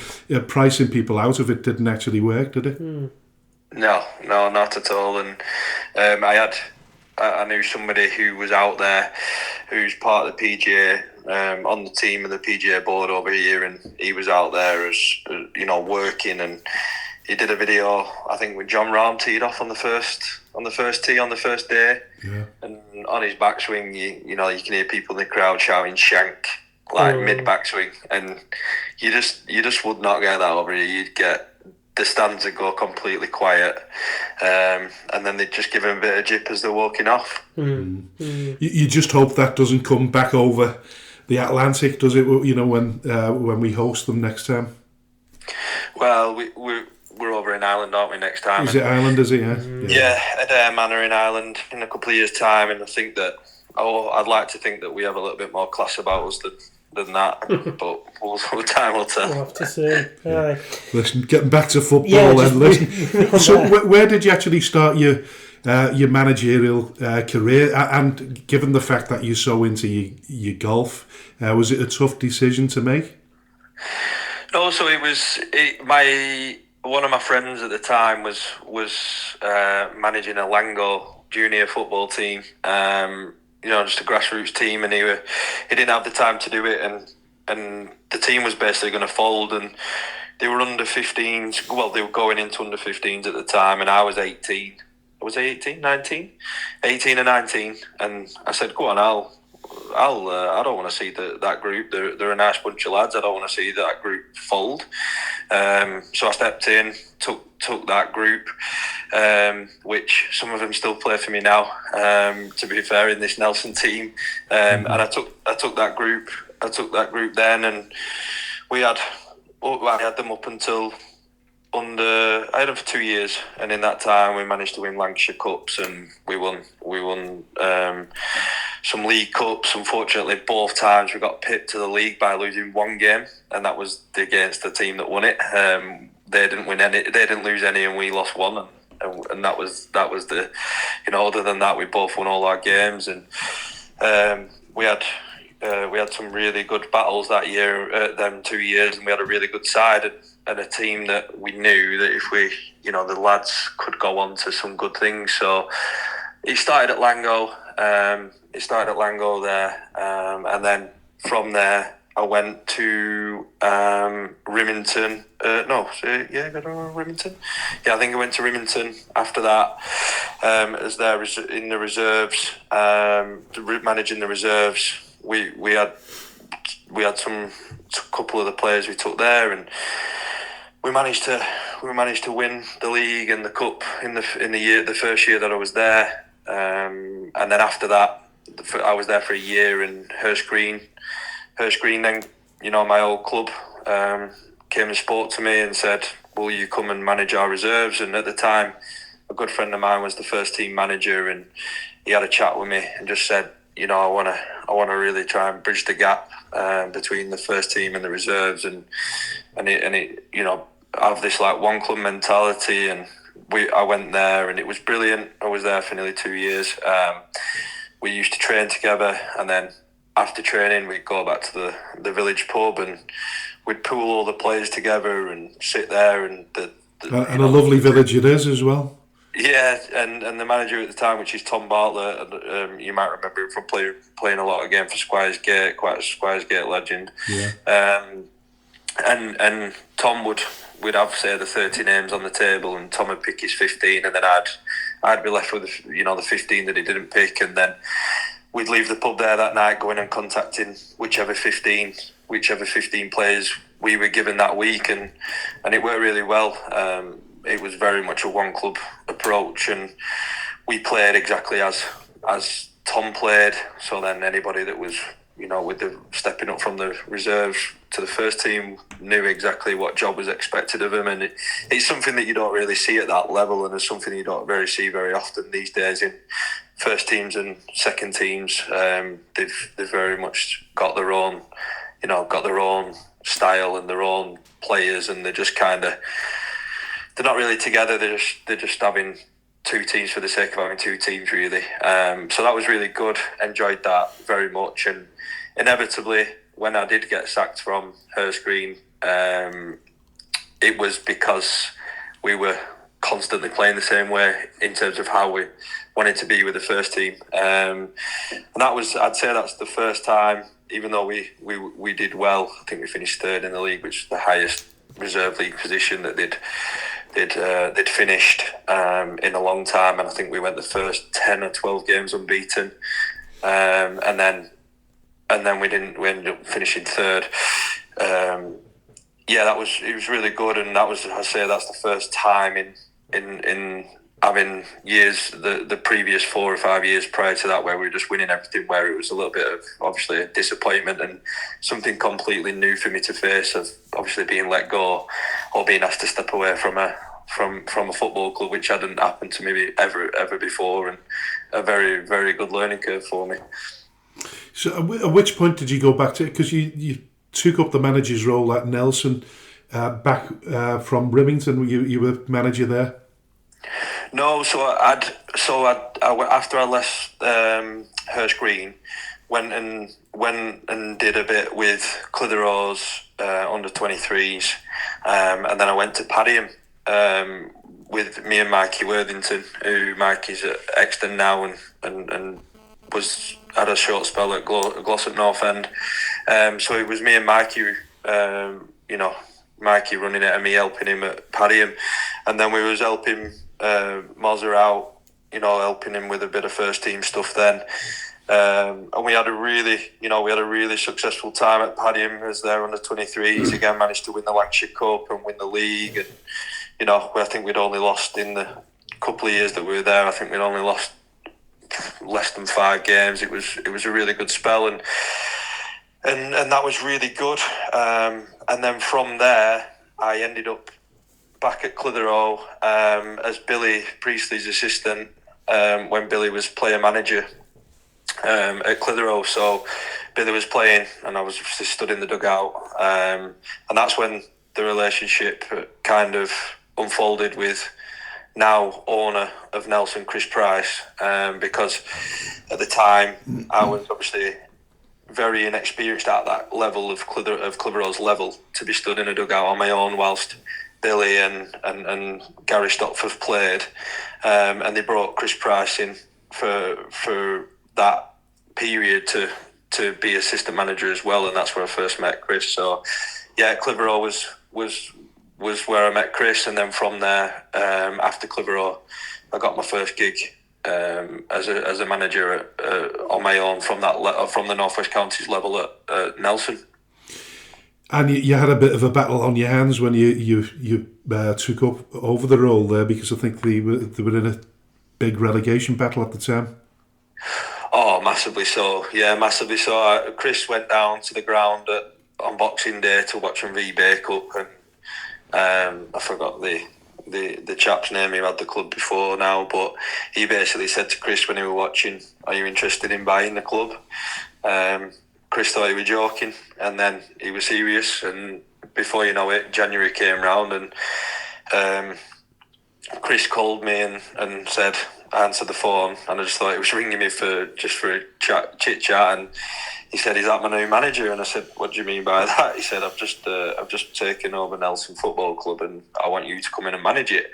At the time, they had to let the manager go, who was doing a very good job under the circumstances. Even though they were in the relegation zone, they had some good players. You like to see Jude Entwistles and Scott Sterling, who's obviously with us now. Luke Eppel was there, and when I got appointed, the lads took it really bad because obviously they had a lot of trust in the manager because they were playing at that level, and I was left with 3 players in a WhatsApp group on I think it was on Monday morning. 3 players with a WhatsApp group, 3 players left, and we were playing relegation rivals at the time, AFC Blackpool, on the Saturday. So we had to throw a bit of an open trial session on. Luckily that Thursday session we had 42 turn up to it. Yeah. We managed to put a team out. We lost the game 3-2 actually, but we managed to put a team out that was competitive on that Saturday, and from there the Nelson journey started, and we managed to stay up with a reprieve. We did get shafted a little bit on the last game of the season when the team I forgot over in who've now moved sideways, they played Berks after Berks had to play Wednesday, Thursday back-to-back games, and they ended up miraculously beating Berks 2-0 somehow, and which then put us from being outside the relegation zone to bottom of the league, and we crossed our fingers and hoped for a reprieve. Which you got and we didn't, because we were hoping our points tally was far lower than yours. I think didn't you have 21 points or something like that, or was it even more? Yeah, we had something like that, and the finish to the season was really good. I mean, the ground and everything that was happening at Nelson was that bad. The conditions and everything. We ended up hiring Clitheroe's pitch for something like the last 3 or 4 home games of the season.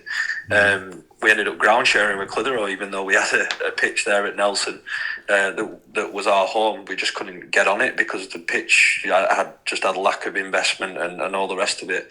Just couldn't get it fit and couldn't get it right. So we ended up at Clitheroe for the 3 games. We had a really good finish to the season. We didn't feel like we were the worst team in that league. We definitely didn't feel like it, and we just said to the lads that there is a very good possibility that if we get as many points on the board as we can, that we might not go down. And then in the meantime, while that was all going on, Chris had gotten a partner with Stuart Fort, who was previously at Clitheroe when I was there with Billy, as a partner investor with him at Nelson, and they'd gone 50-50 at the club. So we knew that if we stayed up, we were going to have a right good go at it, and we'd already had that conversation that if we'd stayed up, we're having a go at it, and if we didn't and we got relegated to the West Lancs, then we weren't. It was just about putting a decent side together that didn't pay, and trying to finish in the top 6 and reapply to get back into the North West Counties the year after. So when we got the reprieve, it was all systems go. Yeah, it must. Were you quite daunted by that? And I mean, not only because you now have to give Stuart and Chris a bit of a reflection on their investment, but surely the standards at Nelson were a bit higher after knowing that you were going to get a bit more financial backing. No, it weirdly, it excited me more. Like I'd kind of already spoken to quite a few players, so I'd already had 6 or 7 players lined up that if we got a reprieve and we stayed up, we were going in for them, and we knew that if we did stay up, we could assemble a really good side. Because although I was not in the managerial ranks at likes of Clitheroe and places like that, I was doing a lot of networking. I was doing a lot of I had a lot of connections around this area, my area. Know a lot of footballers, and we're watching lots of football games. So I'd built that little black book up, so to speak, and knew exactly the targets that I were wanting to go and get if we did get the reprieve. Well, was that in itself a bit of a challenge for you? I mean, because given your age and, as you say, your lack of experience, you're talking to players like Charlie Frost, Max Kane, Sefton Gonzalez came over for a little bit, Jude Entwistle. I think Billy Priestley ended up joining you as well. Like, how did you get these guys to buy into Nelson Football Club and buy into you? Well, to be fair, Charlie, we found Charlie. He was just playing at Colne Reserves, couldn't get in the first team there. You know, got a relationship with Paul Weller, and I said to Paul, "Come on, can we have Charlie?" Billy. Obviously, I was Billy's assistant manager at Clitheroe, so I had that relationship with Billy. And at the time, Billy was at Colne. Spoke to Billy about Charlie, and Billy rated him. But he likes of Jacob Ebder and Jamie and I forgot the lad's name now. He was flying at Altrincham. They was doing really well. They were keeping him out of the team. So we took him and we just give him a bit of confidence. And obviously he's doing really well now, and he did really well for us. So that's why he ended up staying with us for that longer period of time. There was obviously some other clubs that came in, but we'd built that relationship with Charlie, and Charlie trusted us to develop him. So in terms of the other players, you know, Sefton, worked with him at Clitheroe, you know, good friends with him, and I think that's where these relationships have come on the back of from friendship, from friendships that were built at these clubs and being in the local area, I'd say. So yeah, when we got the gig, it was trying to get the names on paper as quick as we could. So listen, you get the reprieve. You've managed to have a good pre-season, building the squad back up again. But 4 months into the 2024-25 season, you're being given the boot, so to speak. And here's what you had to say about it at the time. Gutted to be sacked this afternoon as manager of Nelson. Came in last January with a big task on our hands, survived relegation, then this season built a league challenge inside. Playoffs was the target, and be top three at Grimbo, but try and win the league if we can. Saturday, second with 13 games to go and a favourable run in. We're on course to hit those targets. So you played 25, won 18, drawn 1, lost 6. Your win percentage is 72%. No explanation given other than they felt it was time for a change. I really hope this group can achieve what we set out to do in July, and wish them all nothing but the best. You handled it really well, if I'm honest about it. But you obviously didn't agree with the decision at the time. Did you ever get that explanation when you come back?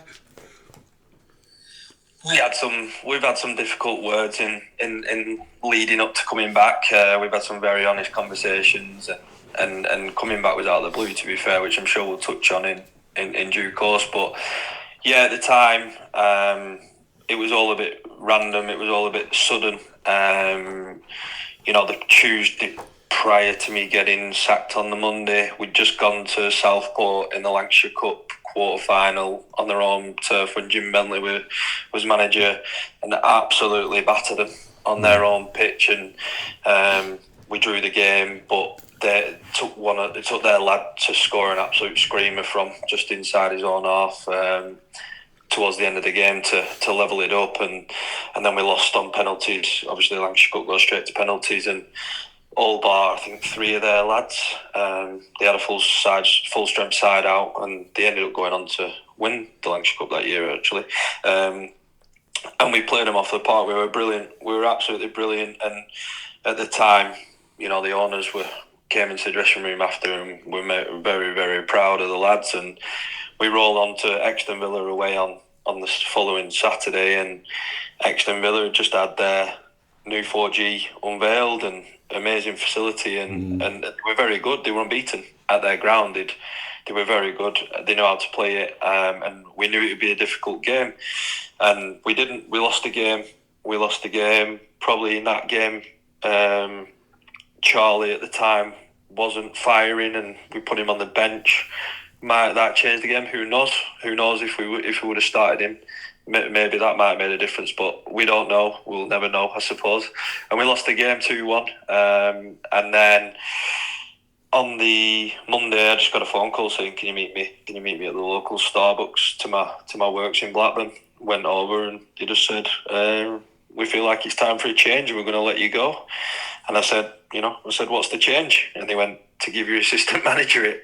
So all the backroom staff and all the and everything, all the players didn't change, just apart from me, which was the most difficult bit to stomach, I'd say. If they come in and said, at the time, we feel like a change is needed, and they made wholesale changes, I could have really understood it, so to speak, because the 6 games that we had lost were against the teams in and around us. But as you know, that year, Frank, when you were there with Skem, we'd put some really good runs on the board, and we knew that it was all about.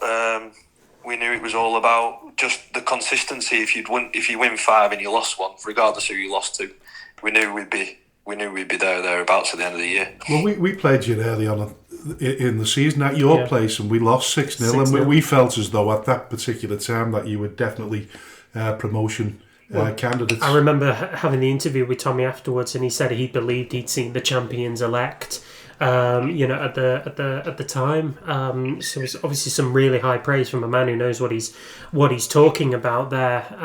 So was the sacking kind of very out of the blue for you, or did you feel like the defeats were more costly than what they seemed on paper? No, I did feel like it was out of the blue. If I'm honest, I did feel like it was out of the blue because we'd had a couple of meetings prior to training and stuff the few weeks before, and there was no warnings, we need to start winning some of these games against the bigger sides, or we need to be better against the bigger sides, or whatever it is. There was none of them, and part of the bit that I was obviously gutted about as well is that we had 6 weeks to assemble that squad that we did.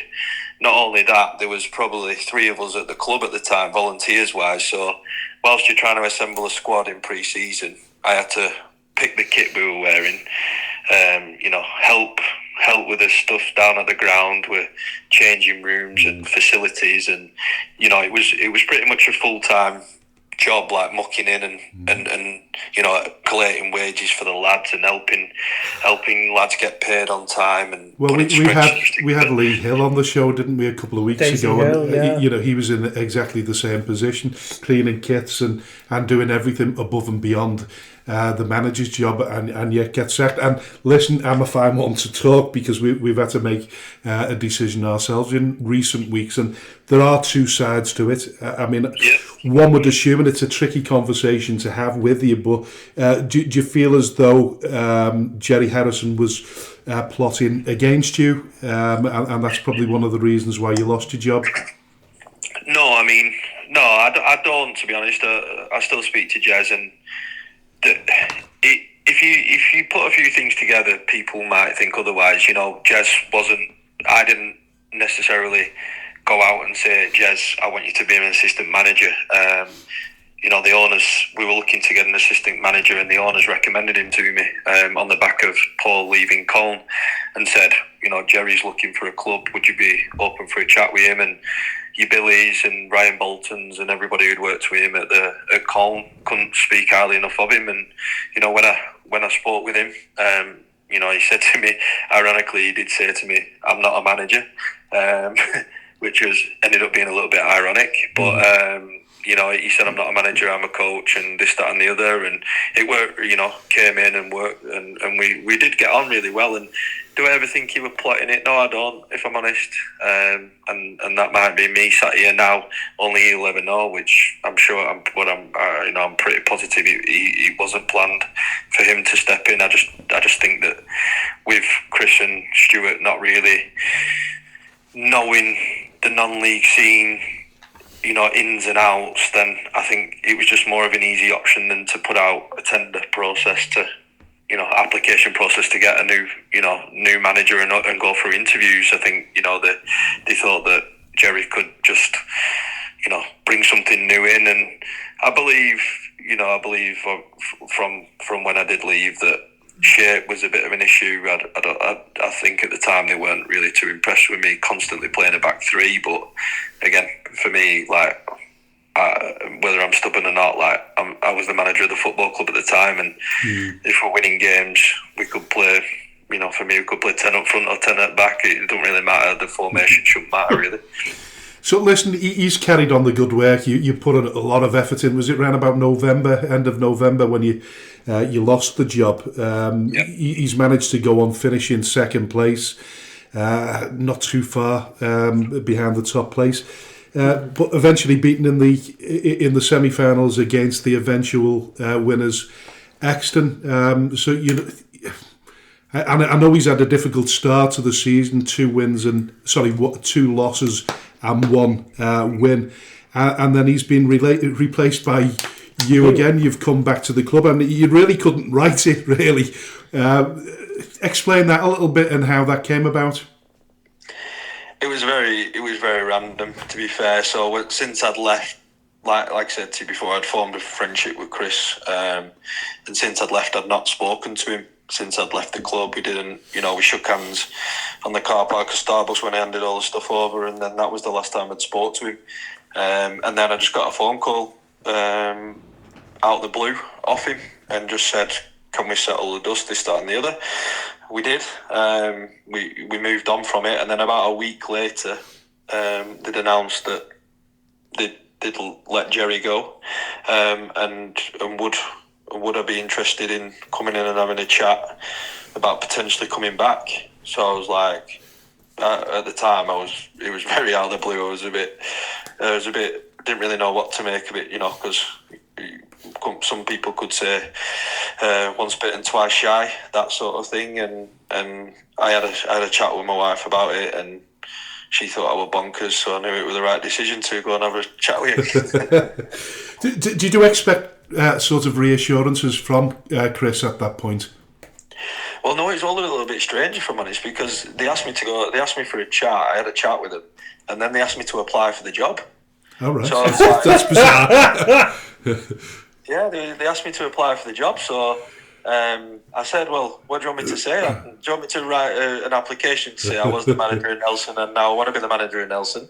I said, that doesn't really, it sounds a bit random. So in the end, I just sent him an email. And then I believe there were 4 people that got interviewed for it on the Sunday. I went down first, just put a little bit of a presentation together, and I know the players from the group that was there prior that I left to the group that was there then. There was only 2 additional players from me being there, and that was Luke Eppel and Scott Sterling, both of the 2 players that we discussed about potentially signing in that November time from AFC Blackpool, because we felt like we were just missing a little bit of summer, and Luke was obviously up the goal scoring charts, and Scotty played really well both times we played against him. So the group of 20 or the group of 18, so to speak, was practically still my group, and we went through that process, and then they rang me, I think on the following Wednesday, and said, we want you to come back in. Blimey. So Chris felt like he made the right decision by sacking you, and then he makes the right decision again by bringing you back. But how difficult does that make the job for you, knowing that you've been put in that position before? Do you feel confident enough at this sort of in your current tenure that you've got a little bit more stock value with the chairman? Time will tell, I suppose, on that. Like we had a few conversations, obviously, like I mentioned to previously, about going back in and a few things that if I did come back in, I'd do different. I want to do differently, and I need them to agree to for me to come back in. One of them being it 100% has to be my own coaching team. That was obviously definitely one which I think is massively important for me. And then others were basic things like regular meetings and bits like that. And there'll be some other stuff as well that we talked about. Obviously, we'll stay within that room and things that had to be said. Otherwise, it would have the previous tenure would have never got settled. And time will tell. Obviously, the first 3 games since my announcement were the crucial ones for the noise for me. Well, listen, obviously Chris has made a good decision, really, because you've come back to the club and you've won 8 consecutive games since you return, and you sit in third, so it's looking really good at the moment. Yeah, when we went back in straight away, you could see the group were really happy to have us back. I'd been keeping an eye on not just Nelson, but obviously the local non-league scene in the area, so it wasn't as if I hadn't seen Nelson play and knew what I could see wasn't going well, and what I could see where the strengths were. So when I went back in, I already had my idea set out on what changes I instantly wanted to implement to the group, and obviously they'd conceded 11 goals in the 3 games prior to me going in, and making sure that didn't happen in terms of conceding was number one priority. And I knew that if we were a little bit harder to beat and the lads got the confidence back, because they're all fantastic footballers, that I knew that it'd turn around pretty quickly. Unfortunately for us, it has. It certainly has. I mean, even up front as well, you obviously were devoid of Charlie Frost this time around. He's moved on to Hyde United, but you did manage to get the signing of Luke Keppel over the line, which is the one that you were wanting, as well as his brother Nick, which is obviously a bit not quite as successful as he's now had to leave. But also Scott has come over from AFC Blackpool. How big of an influence have those signings had on the side's fortunes being turned around?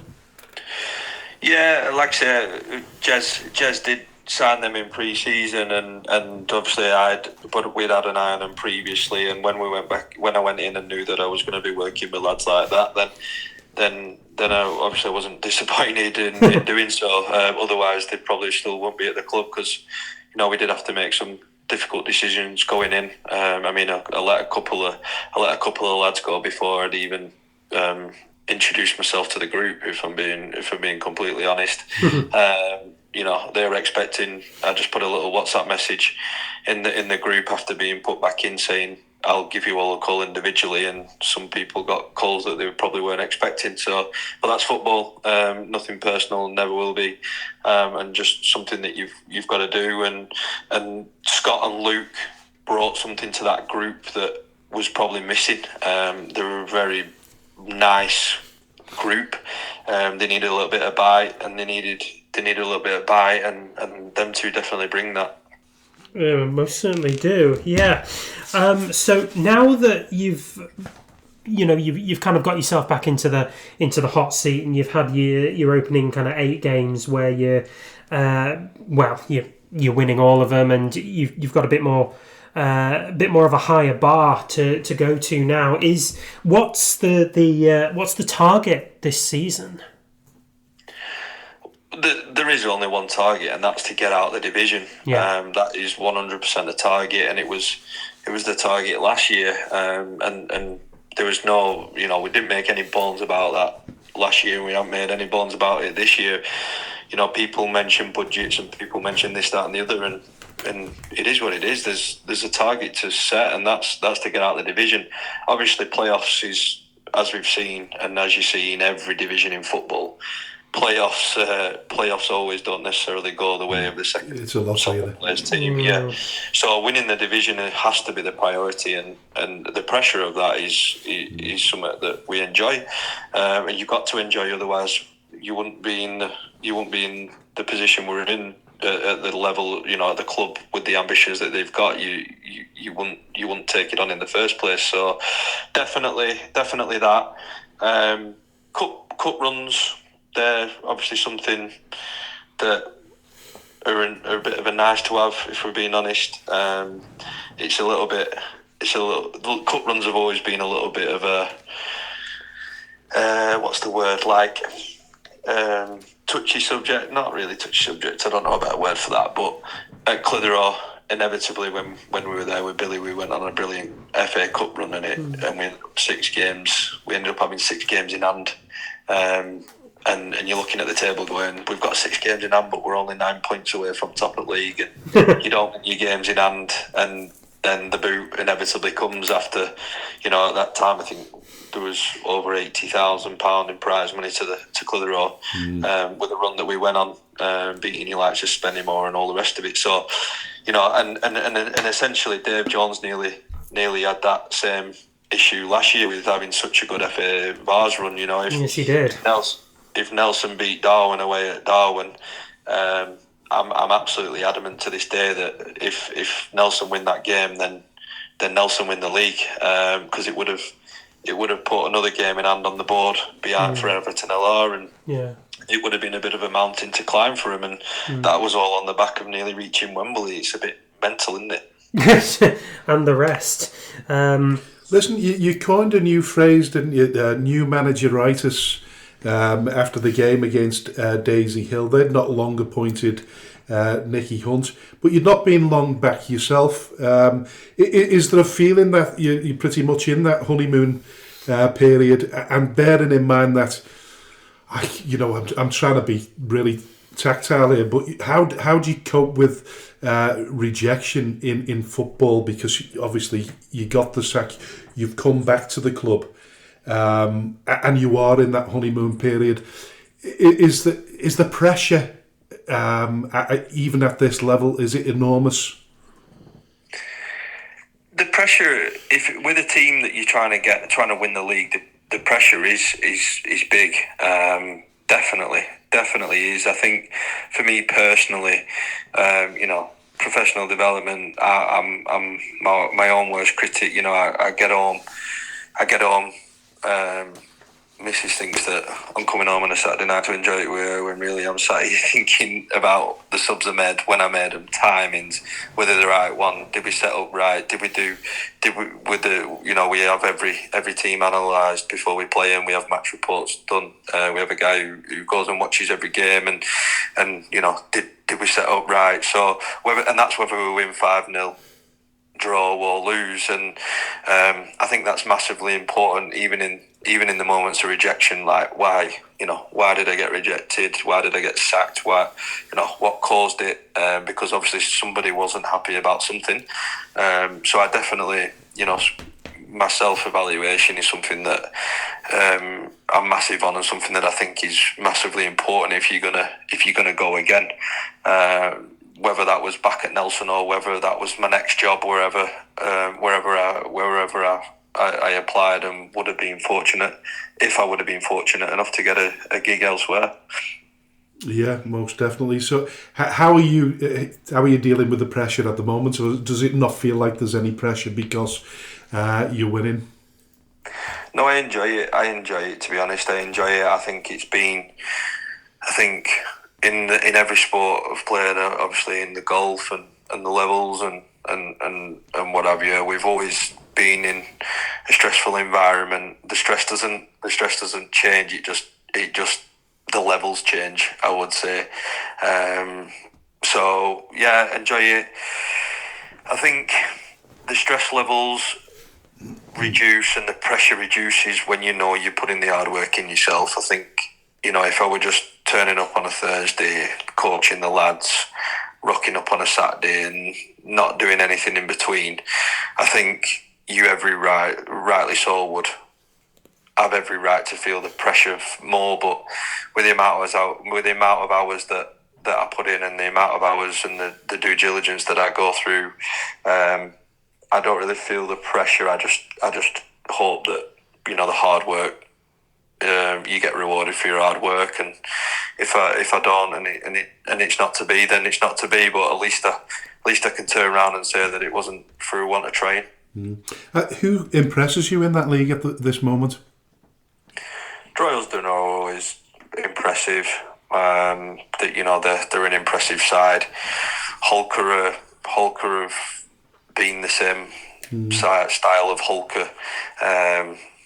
since I've known the counties, since I've been watching the counties, and they're up there. They're a very solid side. The thing is with Holker, I find myself checking results on a Saturday afternoon and going, how have you lost that game? And I think if they didn't lose the ones that on paper supposed to win, I think they would have been up there in the top two for the last couple of years. We spoke to their manager last season, didn't we? And I think he said they struggle away from home. They're okay at home. They can get a decent crew of lads together for home games, but they struggle a little bit on the away games. Yeah, they do. I believe that this year they've formed a bit of a partnership with Workington, which is obviously going to help them. They're going to get some of their lads who are just on the fringes. So I don't know if that, because I believe the Workington managers new from the one they started with at the start of the season. So I don't know if that anything's changed there since that partnership, since that managerial change. But they've only got a certain pool of players up there, and when they're all kind of fishing out the same pond, and if lads are doing well at Holker, then inevitably Workington will come and have a look and try and take them off them, and because of the area, then they'll struggle to keep repeat. Although there is a lot of West Lancs sides up there, that's probably where they go and look to recruit their players. So they do a very good job, the two gaffers there for the resource they have. But I'd say they're the main two that have impressed me. I was impressed with Thornton Cleveland's, if I'm honest. They've been a bit of a shock, sort of. We didn't really expect that from them, did we? We didn't expect it at all, No, particularly when they've got a bit of a pool of talent kicking around in that area. You've got your AFC Blackpool, you've got your Garstang, you've got your Squires Gate, all kind of hanging around over there. And Thornton Cleveland's have kind of come from nowhere a little bit there, haven't they? Yeah, they were always good in the West Lancs when we used to play them first green and when we used to manage against them first green, they were very good. And then they got the investment from moving the pitch. I think the housing company bought their pitch and relocated them, and that gave them a really good foundation then to build on. I think last year they averaged 300, which was they're getting fairly decent crowds now, aren't they? Yeah, they do. Yeah, and they're doing things right, and they're trying to do it right, and they're building infrastructure and one thing or another. But they were just a side that really knew what they were all about when they played us on that. I know it was my first game back in on that day, and we managed to nick a late winner, but they did cause us some real problems. They were big side. They all knew the jobs. They made many repeat runs that has obviously been coached into them, and I think that was the most impressive thing about them, is that they all knew exactly where they needed to be. Yeah, very much so. Listen, there is an assumption, isn't there, that the Nelson have one of the biggest budgets, if not the biggest budget in the league. Is that a bit of a burden, or if it's true, does that help in terms of your recruitment? No, we probably are up there. If I'm being honest, Frank, I'm not one to play it down. We're probably in the top three budgets in that division. I have cut it since I've come back in. I have reduced it because I felt, I've spoke with the club, and the gate numbers aren't quite where they were last year, and we're still trying to discover that in terms of were people just coming to have a look first year at the changes that had been made to the club, or was it the poor start to the season that's dropped the gate numbers? Time will tell. Obviously we had 6 away games on the bounce, so we won't really know what our gate numbers are like, but I think we've got 4 of the next 5 are at home, so let's see what the numbers are like there. But we aren't getting the numbers that we want to be. We want to get down to the Daisy Arena at the minute, and we're looking to increase that, and that's the harsh realities of the discussions that we've had with some of the lads, and every single one of them has been brilliant about it. And if the crowds keep increasing, then it's a different conversation to have with the group. Very much so. But Where you're based in Nelson, it's a bit of a non-league hotbed, isn't it? Because you've got Darwin, not too far away. You've got Bacup, Padiham, Colne, Clitheroe, kind of all in and around that immediate catchment area. Has it always been like a bit of a difficulty for Nelson to kind of bring in the big crowds and establish themselves as a bit of a heavyweight in non-league football over that way?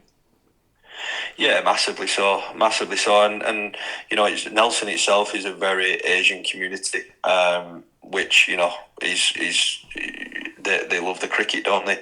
So I bet if you go down to the Nelson Cricket Club on a weekend, it'll be a lot busier than the football club, and that's just the geographical location we're in. Like you say, we've got some very good non-league clubs nearby, and we've got to try and be clever about that with some of our games. I think we play, is it MSB? Walton, who are new in the league. I think we've playing them on a Wednesday night, just because if there's other, your Padihams and your Ramsbottoms and teams like that are at home, then it gives the football fanatics a chance to watch 2 games in 2 days, as opposed to really pondering which game to pick. Within a 10-mile radius, there's 5 North West Counties games to pick. So we're trying to do things a little bit different as well to try and increase the numbers. But it isn't easy. It definitely isn't easy, and that's something that is part of the reason why we do want to try and get out of the league as quick as we can. Because you step up a level, or even a level above that, you're getting teams that are visiting you with travelling numbers, and in the league we're in now, you don't get that. I would say 99% of the people in grounds are home fans. The 1% are the committee members from the away teams. So you don't get the away followings that you do in especially in your Clitheroe's league. Yeah, certainly don't. So with that in mind, then, have you had discussions with Chris about how to make Nelson bigger and how you're gonna achieve it both on and off the pitch? Because surely you yourself have got a much more of a personal interest in how Nelson can get bigger off the pitch, given how much time and effort you've put into it. 100%, and I don't just turn up just to do the football, as I've mentioned to you before. When Chris spoke to me and first brought me into the club, we've managed to bring in Kieran, who owns Thunder, which is a huge sports coaching company in Lancashire, and he has a play centre in, I think it's in Briarfield, in between Nelson and Burnley, and he's come in and he's brought his marketing team in, and they're gonna have a real good go at getting people in, whether that's free tickets, whether that's marketing campaigns, however it is that they're gonna keep somebody like Kieran who's got the experience of marketing and knows how to get people through the door. We're going to lean on him a little bit, because there's not a great group, a great number of volunteers within the Nelson Football Club. We've got a few volunteers who do many jobs, and with something like marketing and getting other people to come down to the ground, it takes a lot of hours and a lot of time investment to do it. Yeah, it certainly does. Along with Darwin, I think Nelson have always intrigued me, because both in many ways a sleeping giant. Both Nelson and Darwin, former Football League clubs. I think the last time you played in the Football League was 1930-31, so it's getting on close to 100 years, but the club has never really kicked on further than the North West Counties. I think you spent one year in the North West Counties Premier Division. Can the club get any bigger, and can the marketing team use that sort of rich history, that pedigree that you had in the Football League as an example? Yeah, absolutely. I mean, the facilities now down at the place are phenomenal. They really are 2 leagues minimum above where we're at, and that was part of my discussions when I went in for my chat with them. Is that I think that the football club and the football team have to stay in sync as they progress. At the moment, I feel as though the football club has overtaken the football team. And roll back 12 months when we signed your Billy Priestleys and Tsffs and everything else. The team was ahead of the ground at that stage, whilst all the works were ongoing, and I genuinely feel as though the club's ahead of the team now, and we've got a really vital role to play to catch up, to match the standard of the club with everything that they're doing. You know, as we speak now, we've got changing rooms being really kitted out at home, and the home ones got done in pre-season, but the away ones there, so Fullwood will turn up on Saturday to brand spanking new changing rooms. We've got new food trucks going in, we've got a new veranda to offer a better match day experience, where you can watch the game under a cover with no break in the rain to go for a beer or go for some food. All these things, they're just trying to make the match day experience, as good as it can be. And we need to make sure the football's as good as it can be. And at some stage, the club are going to say, right, enough's enough with what we've done at the ground now. We feel as though we're a counties prem / northern prem West Division standard facility. The team need to replicate it, and that's my mission, and that's my aim to do for the group. Listen, I've always had a soft spot for Nelson, particularly due to the executive boxes that exist on one side of the ground. By that I mean the row of terraced houses.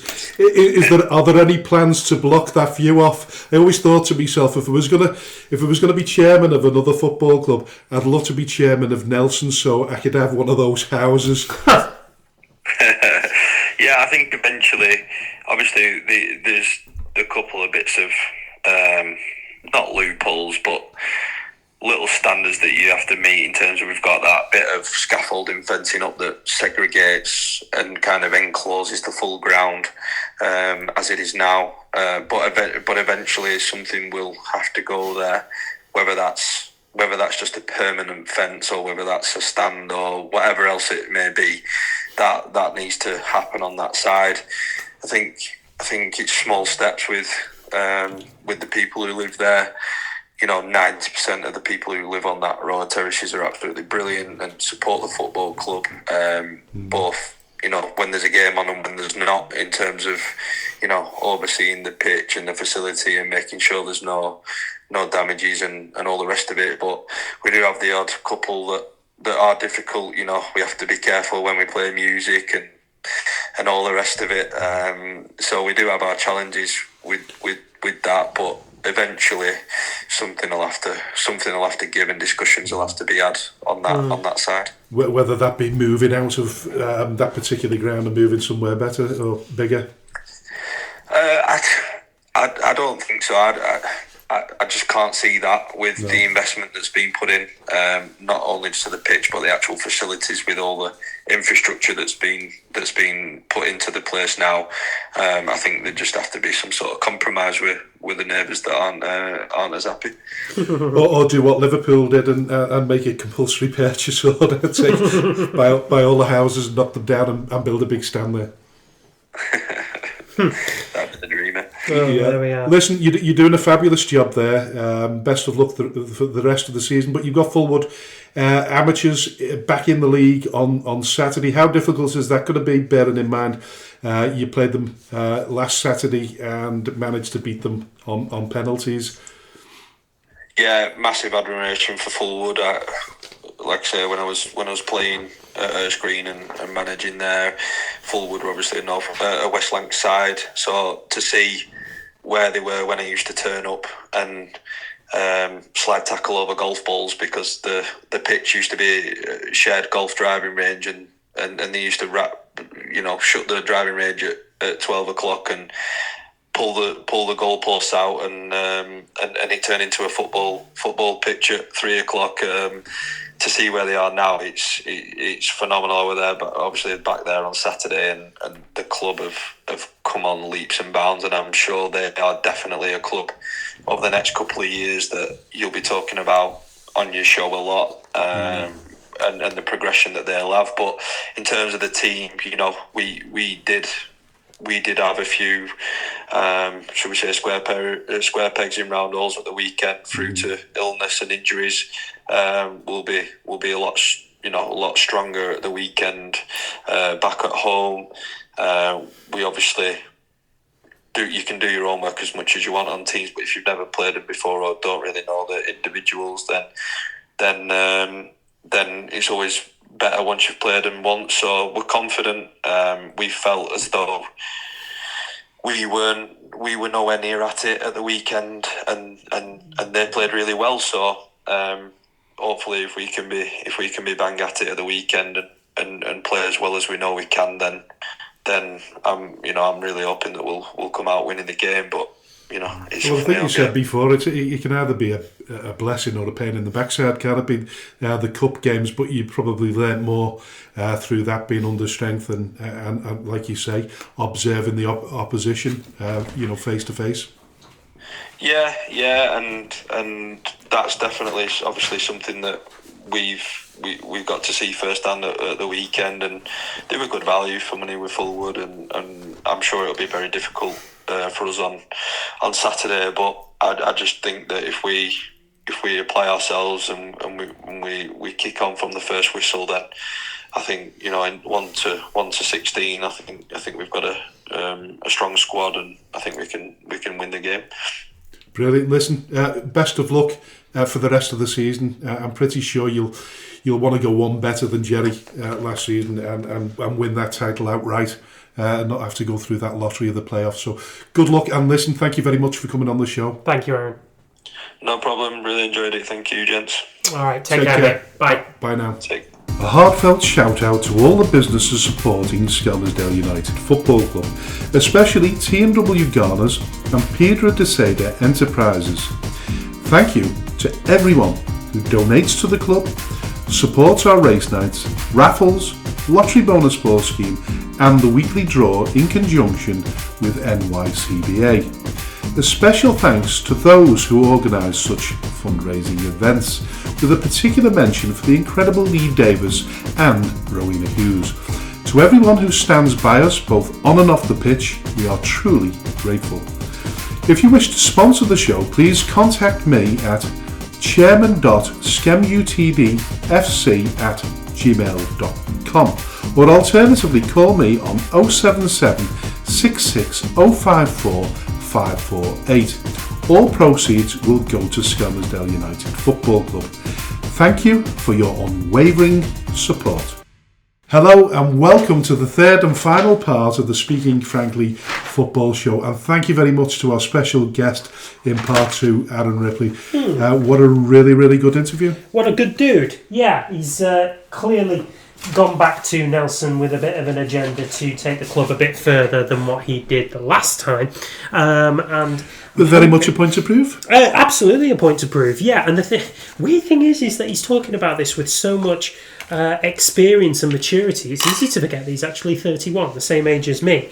And we didn't really hit on his sort of youth, if you like, and how he deals with egos, because we've spoken to Dave Jones about that before from Atherton LR. We have. Because he's a lot younger. He's almost like a teenager compared to the... It was Dave's birthday the other day, on 30th of September. Yeah, I think he turned 26. Yeah, exactly. 26. And they won. 2-0 against Glossop. So, happy birthday, Dave. Yeah. And listen, on the flip side of that, we're talking about Glossop North End, but we'll speak about that later. We will, yeah. Because they seem to be a little bit resurgent, and then they've had back-to-back defeats, albeit against Atherton LR. You can't really argue against that one. They're just a different gravy at the minute, aren't they? Weirdly enough, they're one of only three teams within the Premier Division who haven't drawn a game. 11 games, 7 wins, 4 losses. Yeah, well, we held a particular record, didn't we? A couple of seasons ago, where we had a big run of we'd not had a draw for. Crikey, I can't remember how many games it was now. Yeah. So I need a statistician that'll tell me all of this. I mean, we're still on that kind of run now, aren't we? Because we drew a game just under a year. Yeah, about a year ago, we drew against Route 1 Rovers. Route 1 Rovers. That was our last draw. It was 2-2. But listen, getting back to Arron Ripley, what did you make of it? Listen, fantastic guy, fantastic interview. Yeah. Doing a really good job. So far, In terms of the pressure, I know he says he doesn't feel pressure because No. while he's winning, he won't. But then there'll be that dark cloud in his head saying to, what's the chairman thinking? He'll lose a couple of games. Yeah, I mean, I wonder how they've managed to patch up that kind of relationship because it's really sounds not like easy. friends, doesn't it? Yeah, it's really like judging from what happened between Lee Hill and Aaron Hunt. Yeah. That bridge seems to have collapsed completely, and you don't really envisage it being rebuilt anytime soon. Whereas between Chris Price and Arron Ripley, somehow that bridge seems to have been built. And I don't know whether it was because Chris had the ulterior motive of eventually bringing him back to the club, or whether he just wanted to be friends for the sake of being friends. But somehow they've learned to be friends again. But then Aaron's learned to trust Chris again enough to the point where he feels like he can go back to Nelson. And Well, he did say that there was certain parts of the conversation that will remain in the room. Yeah, of course. Which is honourable, which is really honourable. Inevitable. I am of that school of thought that no chairman gets rid of a manager for no reason at all. There has to be a reason. To the chairman, it's the right reason. Do we always do the right? Make the right decision. You've already said no. We don't always. We don't always, but we don't know whether we're making the right decision or not. We feel as though we're making the right decisions at the time, and I think Perspective is everything, really, isn't it? certainly with our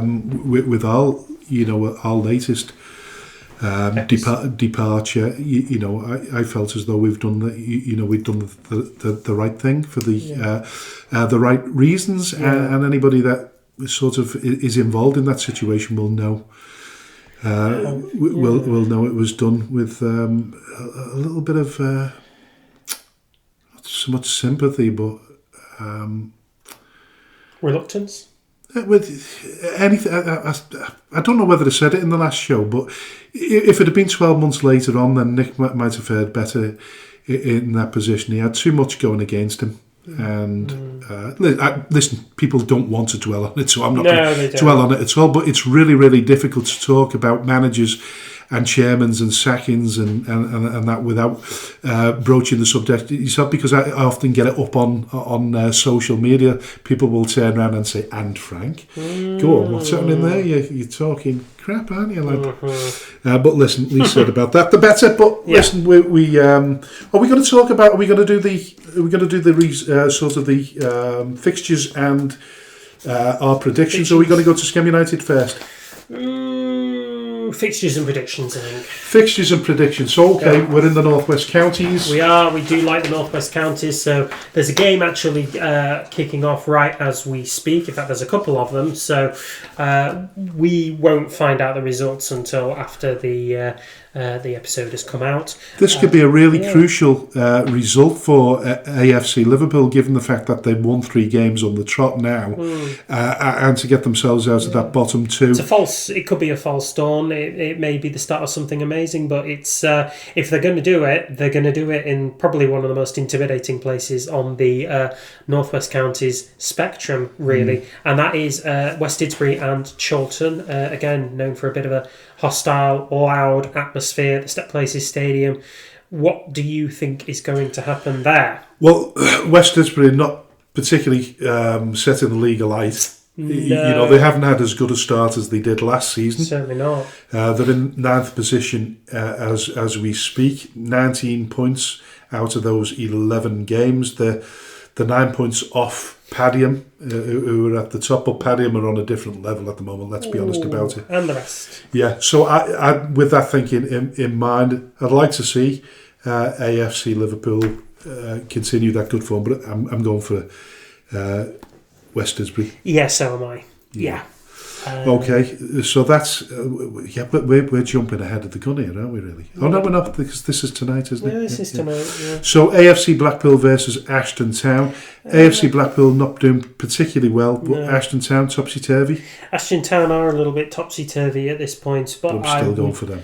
I am, just because I think Kev will have sent a rocket up the backsides of his players after they, lost that game against City of Liverpool, a game that they really should have won if they were going to exercise any kind of credentials as being playoff hope candidates. That was a game that they should have won. Right, Premier Division, Saturday, 4th of October, Abbey Hay versus Exton Villa. Oh, you'd be minded to say Exton Villa on this one. Yeah, I'm going along with that. And pretty quickly, the quick turnaround, Atherton LR versus AF. Can't really see anything but a home win there. Yeah, I'm with you there. We're following each other there. Yeah.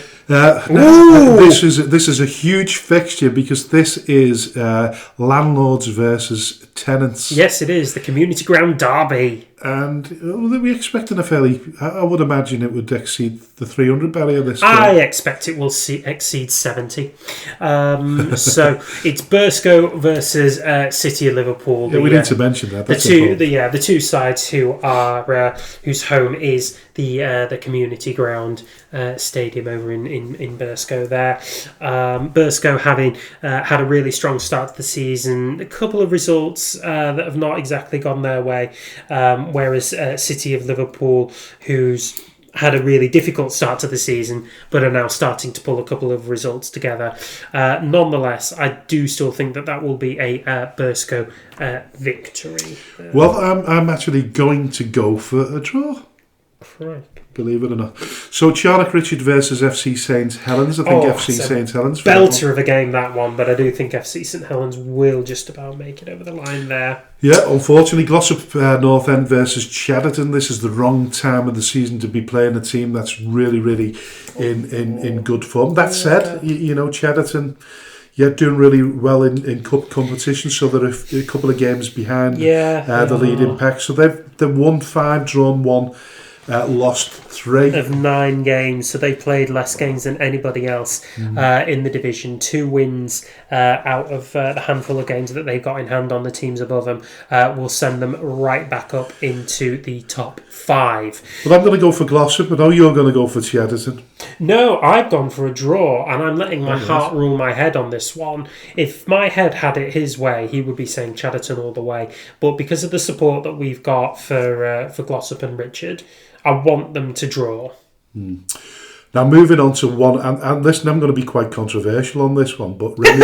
They're not going to win this game. They're not going to win this game. No, what was going to actually... Well, let's talk about the teams first. So it's Litherland Remy versus Paddy. In translation, it's top against bottom. Yeah. Okay. Well, my controversial point was I think Paddy might push for double figures in this game. Oh, there it is. That's much more sensible. Yeah, and I don't really like to say that, because one of our ex-players is... it's a regular starter for the Litherland in their defence. Yeah. I've just got a feeling Paddy are just on a different level. They are on a bit of a different level. They're not... It's a bit of a strange one, because I know that they've had 1 or 2 games when they've been particularly high scoring, but they're not the highest goal scorers in the league. And to be fair, they are sort of close to the top, but not by that much. So Ramsbottom are ahead of them. Earlham are ahead of them. But they don't concede a lot of goals either, Pilks are ahead of them. Okay. West Didsbury and Chorlton are level with them. But no, they have the best defensive record in the division. Only 10 goals conceded, a number that's only matched by Atherton LR. So defensively, much sharper. They're not going to concede. Remy, in comparison to that, minus 19 goal difference. They've only scored 8 games in 13 8 goals in 13 games. Yeah. They've conceded 27. They're going down very much the route that Skem were when we were in the Premier Division. Yeah, oddly enough, the seasons ago. 27 goals that they've conceded isn't the worst in the division. And it's Barnoldswick, City of Liverpool, and FC Isle of Man all have concession rates worse than them, and even South Liverpool, who we've talked about constantly is doing this, have conceded 25 despite being in 11th place. You couldn't write that one, could you? You really couldn't. It's just so weird. But anyway, I don't think it's going to be a 10-0, but I think it will probably be about 5. So you're going Paddy. It's an away. Yeah, it's an away win. Berks versus Cheadle. I'm going for Cheadle. I'm gonna say a draw here. Draw for AJ. Yeah. Now, Ramsbottom United versus Prestwich. Yeah. Hayes. So I've got to go Ramsey Ramsbottom. second, Prestwich Hayes 16th. Conceded as many goals as they've scored. 3 wins out of 11. Yeah, you'd be minded to say Ramsbottom there. Home win. Yep. Stockport Town versus Earlham. This is a really weird one because when Earlham play away from home, it's like a bit of a different team in much the same way that Holker All Boys are. And Stockport Town, we don't really talk about them, but they're not doing too badly. They've only lost 2 games. Yeah, exactly. They're a bit draw specialists. Yeah, so I'm saying you're going to go for a draw. I am going for a draw there at the Stockport. I'm going for an Earlham win. Fine. Right, West Didsbury and Chiltern versus Longridge Town. 9th versus 12th. I'm going for West Didsbury. I am also going for West Didsbury and Chiltern. Watch this be the day that Longridge, come out on top. Yeah. Who did they beat the other day? And I wasn't expecting it. Was it Atherton? Longridge. Yeah, Longridge played somebody very, very recently, and they won. But I wasn't expecting it at all.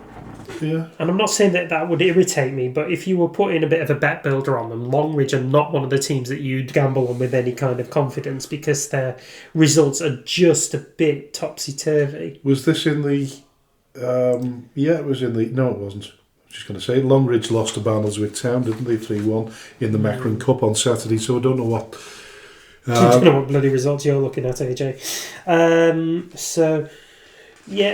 They drew... they drew 2-2 with City of Liverpool. That's probably the shock. Maybe. No, they did beat Atherton LR. They beat Atherton LR a week and a half ago. Oh, right. Yes, they did. So there you go.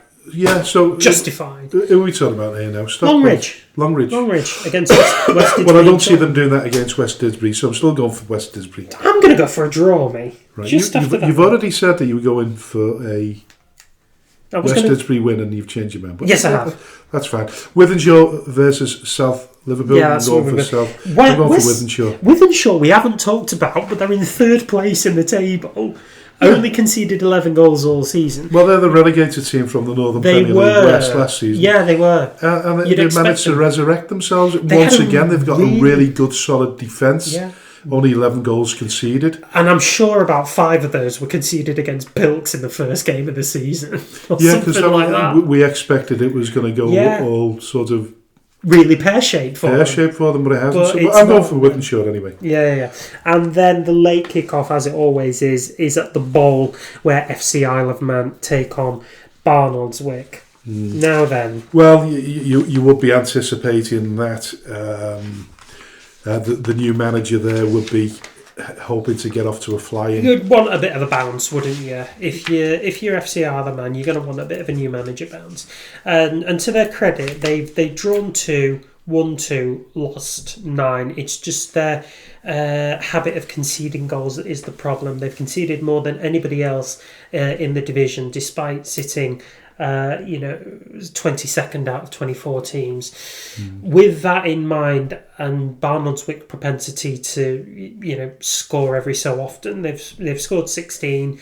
It's not terrible by any stretch of the imagination. No. I am going to say a draw, but it's going to be a score draw. Yeah, well, listen, Rick Holden will be eager to impress. Yeah, of course. There's no doubt about that. Yeah. Paul Jones already alluded to the fact that he felt as though they were turning the corner. So off the basis of that, I'm going to go for the FC Isle of Man. You're going for a draw, yeah? I am. Make sure you keep this paperwork together because we're going to mark our homework before next week. Yeah, we'll have to. Because I'm winning this about 4-0 at this point. Just purely because I've not. Just you're not turning your homework in, Franklin. I've not submitted my homework. Exactly. So listen, Division 1 North. We'll race through this as quick as we can. Ashton Athletic versus AFC. Man, this is a derby of two teams that are just failing to inspire at the minute. So I can I can see this being an AFC Blackpool win, but only just. I think it's going to be like 1-0. Yeah, I'm going for AFC Blackpool as well. Daisy Hill versus Cone. I'm Cone. thinking Cone is still going to go. Yeah, me too. Darwin versus McGull. Oh, that's a bit heavyweight. An interesting one, as we know. McGull, overachievers in many ways, but are they? Well, I don't think so. I think Joey Burns has got them set up in really the right way this year, and he's prolonging this really, really well, isn't he? You know, they're still second in the table. Got a game in hand on Droylsden. They win that, they go top. Whereas we've got to actually look at Darwin. You know, they've lost Leighton Smith, they've lost Connor Hughes, who was their top goal scorer. They've scored 8 goals. Yeah, that's all they've scored. So that's their problem, is scoring goals. So McGull can score at will, can't they? So they scored 5 against Nelson just by themselves. Yeah, I'm hoping Joey do the business. Yeah, exactly. So that's an away win for me. Yeah. Garstang versus Ashton Town. You've got to want to say that Garstang. You know, they had a bit of an early season. Light up. They've got a win under their belt and 3 draws, but the losses are starting to come in a little bit now.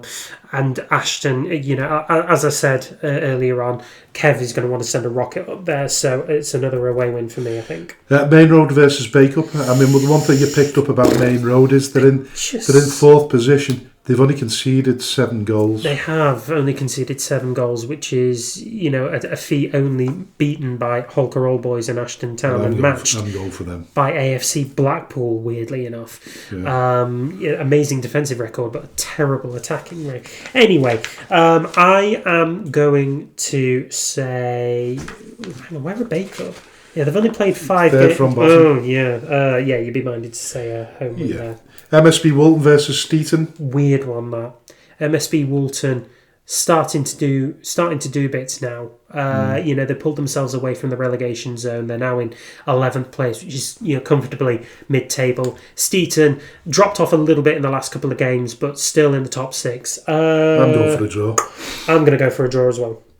Fair enough. Nelson versus Fulwood Amateurs. I know Fulwood have been doing some really good bits and they are sitting in 5th, but honestly, I can't see Nelson dropping off now. No, so I'm going for Nelson. Squires-Gate versus Holker Old Boys. It's a weird one, this, because Holker should be absolutely trouncing this one. And that's no offence to Squires Gate, but we talk about them not being great travellers. They're just not, are they? So I'm saying a draw. You're going for a draw. Yeah. I'm going to say Holker Old Boys are going to do the business myself. But. And then we're going to stick on the filed coast on this one for Thornton Cleveley's against Droylsden. Thornton Cleveley's in 10th, Droylsden top. Yeah, I'm going for Droylsden. Yeah. I'm going to take a gamble. Yeah, I'm going to say it's... You've not picked up on that yet, have you? Oh, no. Thornton Cleveley's play. At Gamble Road. Yeah, so I'm going to take a gamble on Droylsden. Yeah, I'm going for Droylsden anyway. What are you going for? I don't know. Because it's really difficult because Thornton Cleveley's just spring out the most weird results again. Well, you heard it before from Arron. We talk terms of competition. Yeah. And the name on everybody's lips is Droylsden. Yeah, and to be quite honest, a lot of the reason why they are top is because of Nelson Van, who's having an absolute worldie of a season at this point in time. I'm sure he scored about 12 or 13 goals. So you're for Droylsden? I am going to go for Droylsden, but I think it's a lot harder than what we make him out to be. Yeah. Right, First Division South. Yeah, let's race through these. Allscott Heath versus Hormond.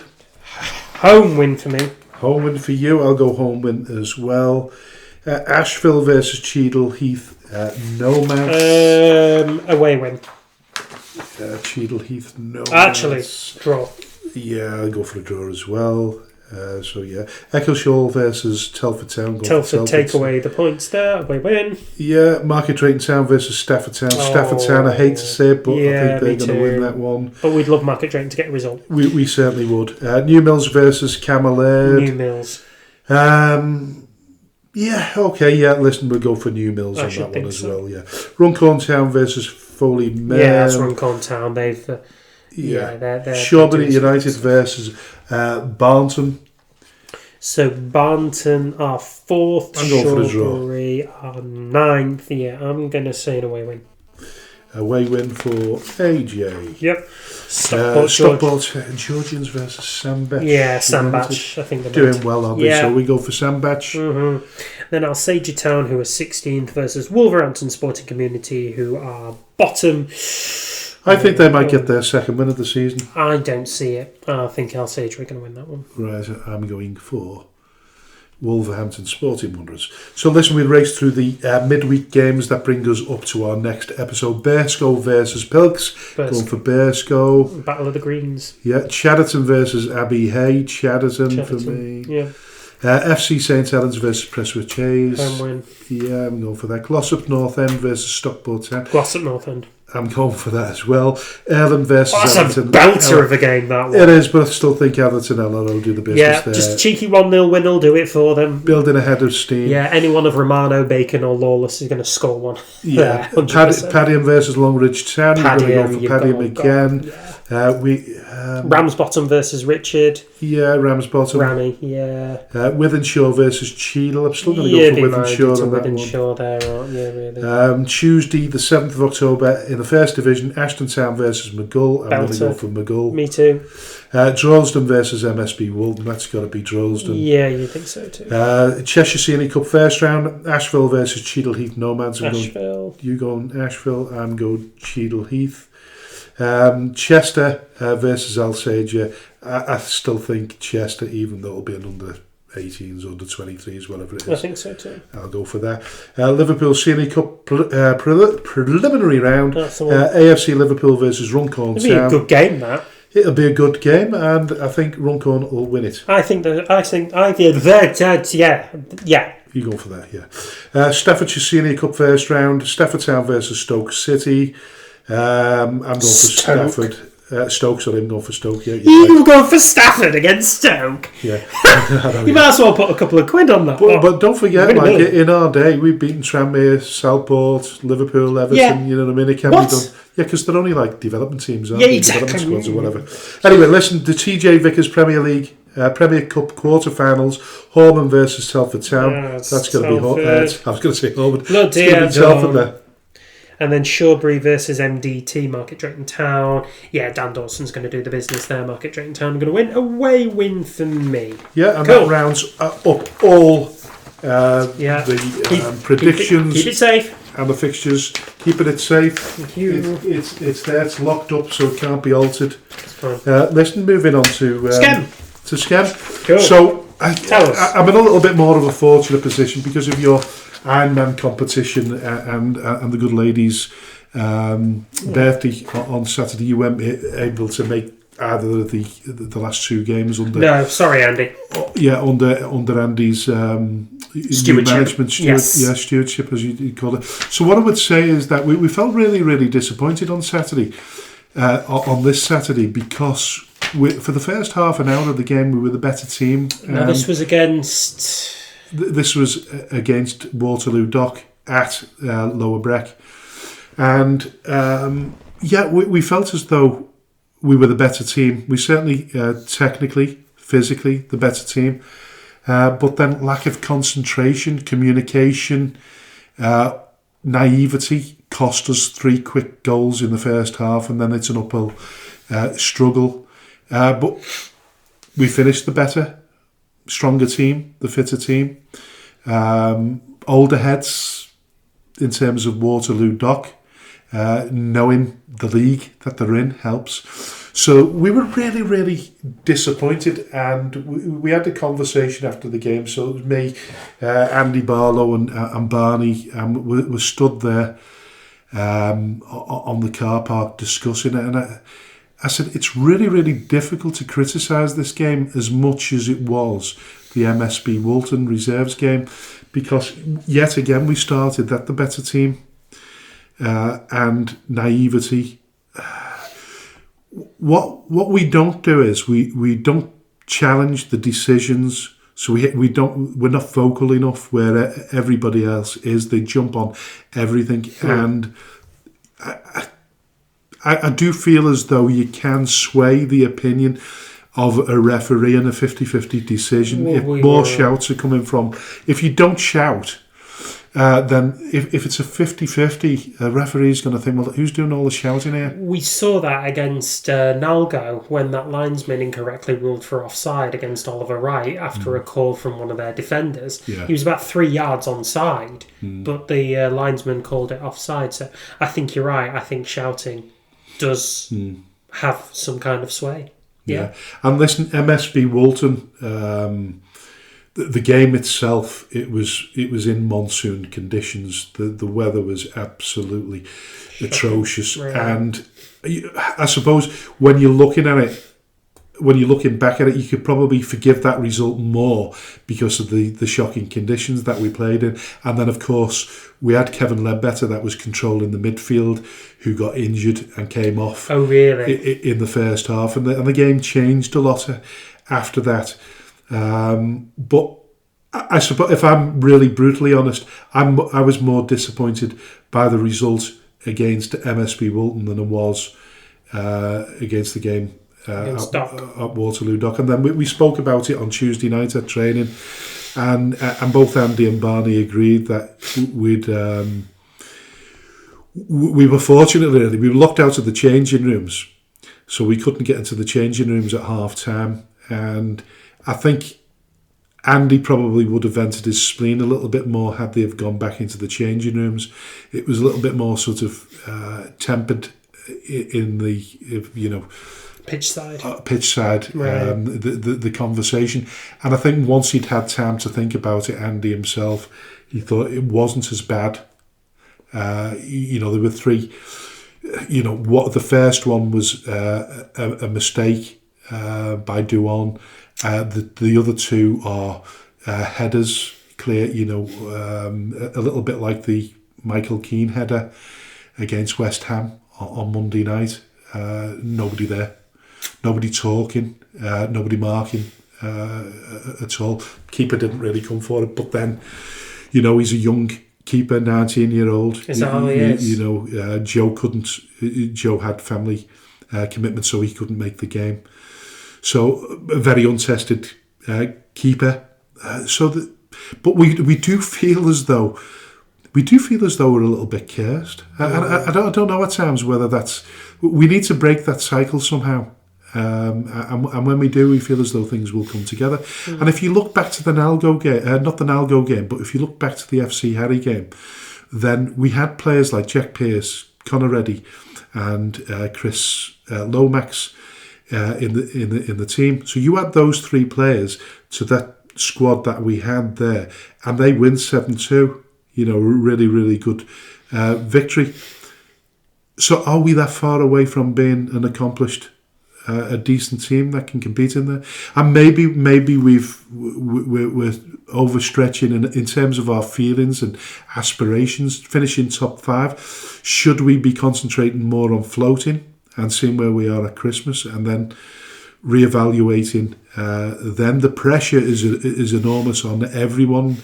The pressure for Tommy pre-season, trying to attract quality players to do a job in that division, and you need experienced players. And if you don't have experienced players, then you need 11 fiddle players with and I'm not saying they don't have a great deal of intelligence, because that's not the case. It's just the naivety side of things. Yeah. And if you can win the physical, if you certainly can win the in terms of fitness, the fitness battle, we can win the technical battle. We can win the physicality, the conversational attributes.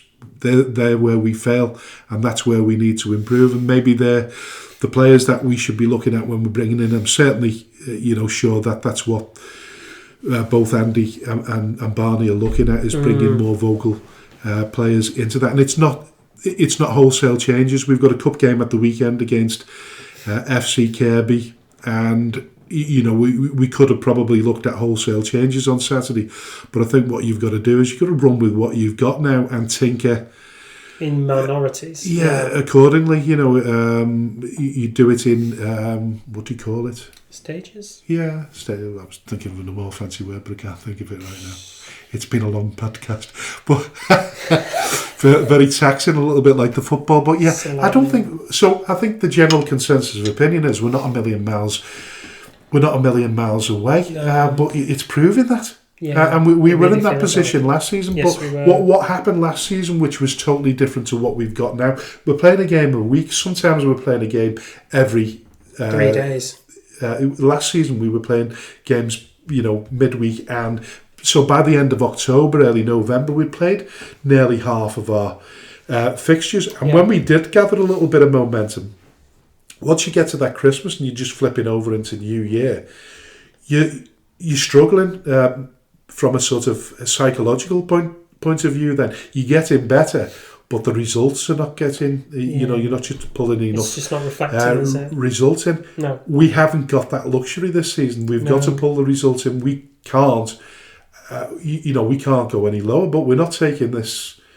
We're not taking this league for granted. It's we never were. Never were. No, we haven't from the start, and we know of teams that have dropped down from the Northwest Counties that have done exactly the same thing. Mm-hmm. We just weren't one of them. We were never going to do that. It's easy to forget that there are teams like Lower Breck who were in this league a handful of years ago. We talked to Gary Moore about this at the end of last season. He said it's a brutal awakening to the realities of football in that league. Yeah. But it's nice now to see MSB Walton are actually picking up points and gathering a little bit of a momentum. Yeah. And hopefully it'll stay like that and they'll stay up in that division. That proves that teams that have progressed from Liverpool County Premier League can go the distance in the Northwest Counties, because that's what we aspire to. If we get back in the Northwest Counties, whether it be at the end of this season or the season after, whatever it's going to be. Listen, we're doing all the hard work behind the scenes. We talked about a new main club sponsor and the fact that we're about to reveal the new shirt in the next the coming weeks. We held back on that. So everything off the pitch in terms of getting sponsorship, it all come a little bit later than we were expecting. But we were patient, and I think patience is the key word in this situation. Certainly where the results are concerned as well. We can match that kind of patience in both areas, then something will come up, because we've been successful off the field. I don't want to say, and I'm not going to name names or anything, but I had a very successful meeting today in terms of a new potential partner, not just as a sponsor, a financial partner, but a bit more than that as well. Something that will bring back the community force, if you like, when we do come back to Skem. It's somebody that realises, a business within Skelmersdale that recognises that Skelmersdale United Football Club should be back in Skem and wants to support all of those people that mean something to Skem. And like I say, it's all about patience, but people, as we know, aren't patient. All we see is the 3-0 scoreline.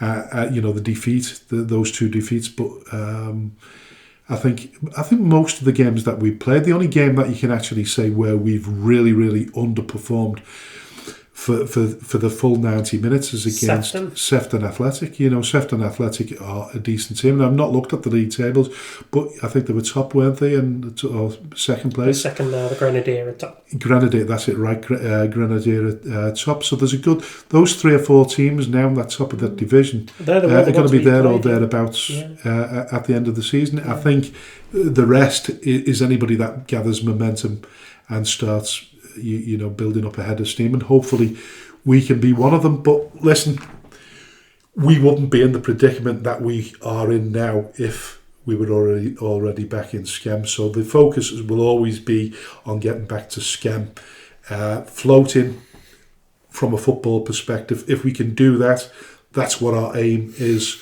to do. Can we throw money at it? It's a difficult one, because you can't even recruit players at this level, because those bench warmers at Northwest Counties. They would happy stay at They're happy to stay there for 20, 30 quid before they come to Skem for 20, 30 quid. Yeah. So that's what we're battling again. And I hate to say this, because for all that we talk about naysayers, is that what we don't want to do is we don't want to drum up controversy and fall out and anger people. But the simple fact is, when you do get relegated, and because of financial issues, because you can't afford to compete, you're getting relegated, and then you're losing your squad and rebuilding each time after time. If we can float in the Liverpool County Premier League, we will keep 2/3 of our team, and we will be stronger going into next season. And that's not to say we've given up on promotion. It's just that we have to be. There has to be a sense of realism as well as patience. So two key words there: patience and realism. But I think you'd say yourself, some of the football that we have seen, it has been good in phases. But every manager, any manager that comes to Skem United Football Club will have the same problem. Recruitment's not easy at this level. Finding your way at this level is not easy.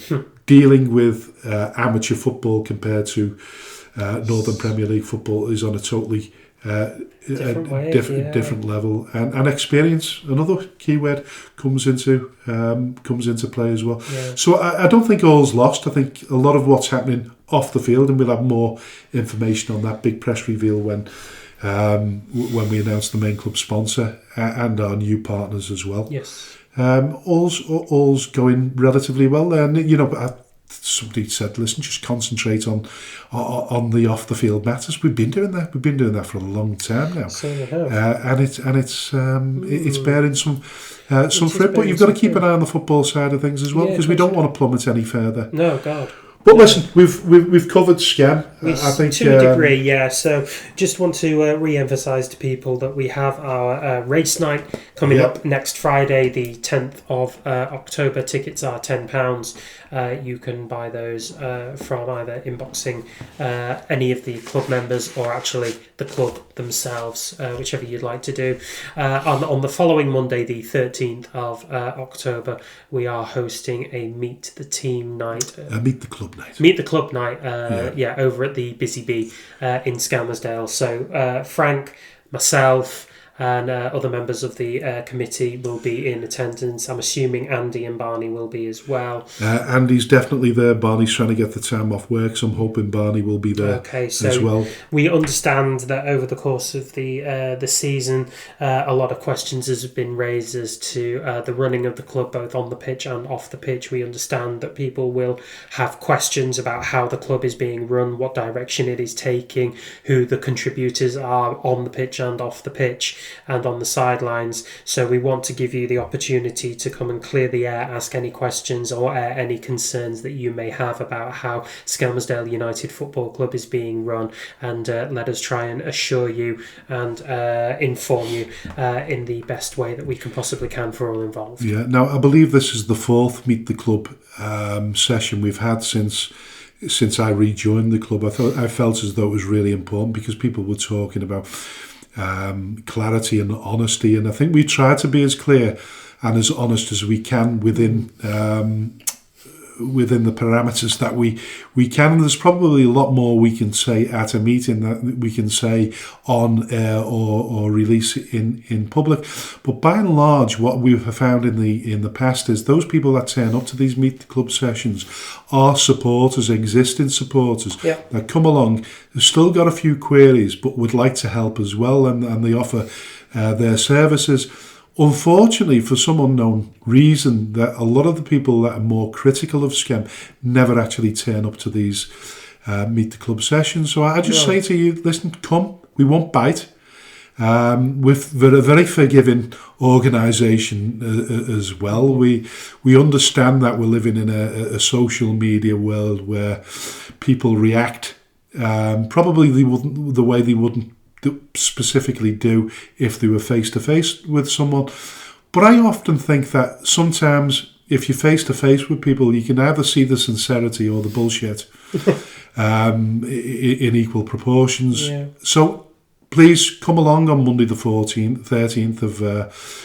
October at the Busy Bee, and you'll be met with a warm welcome. Nothing's off limit. The questions, we'll answer them as honestly as we can.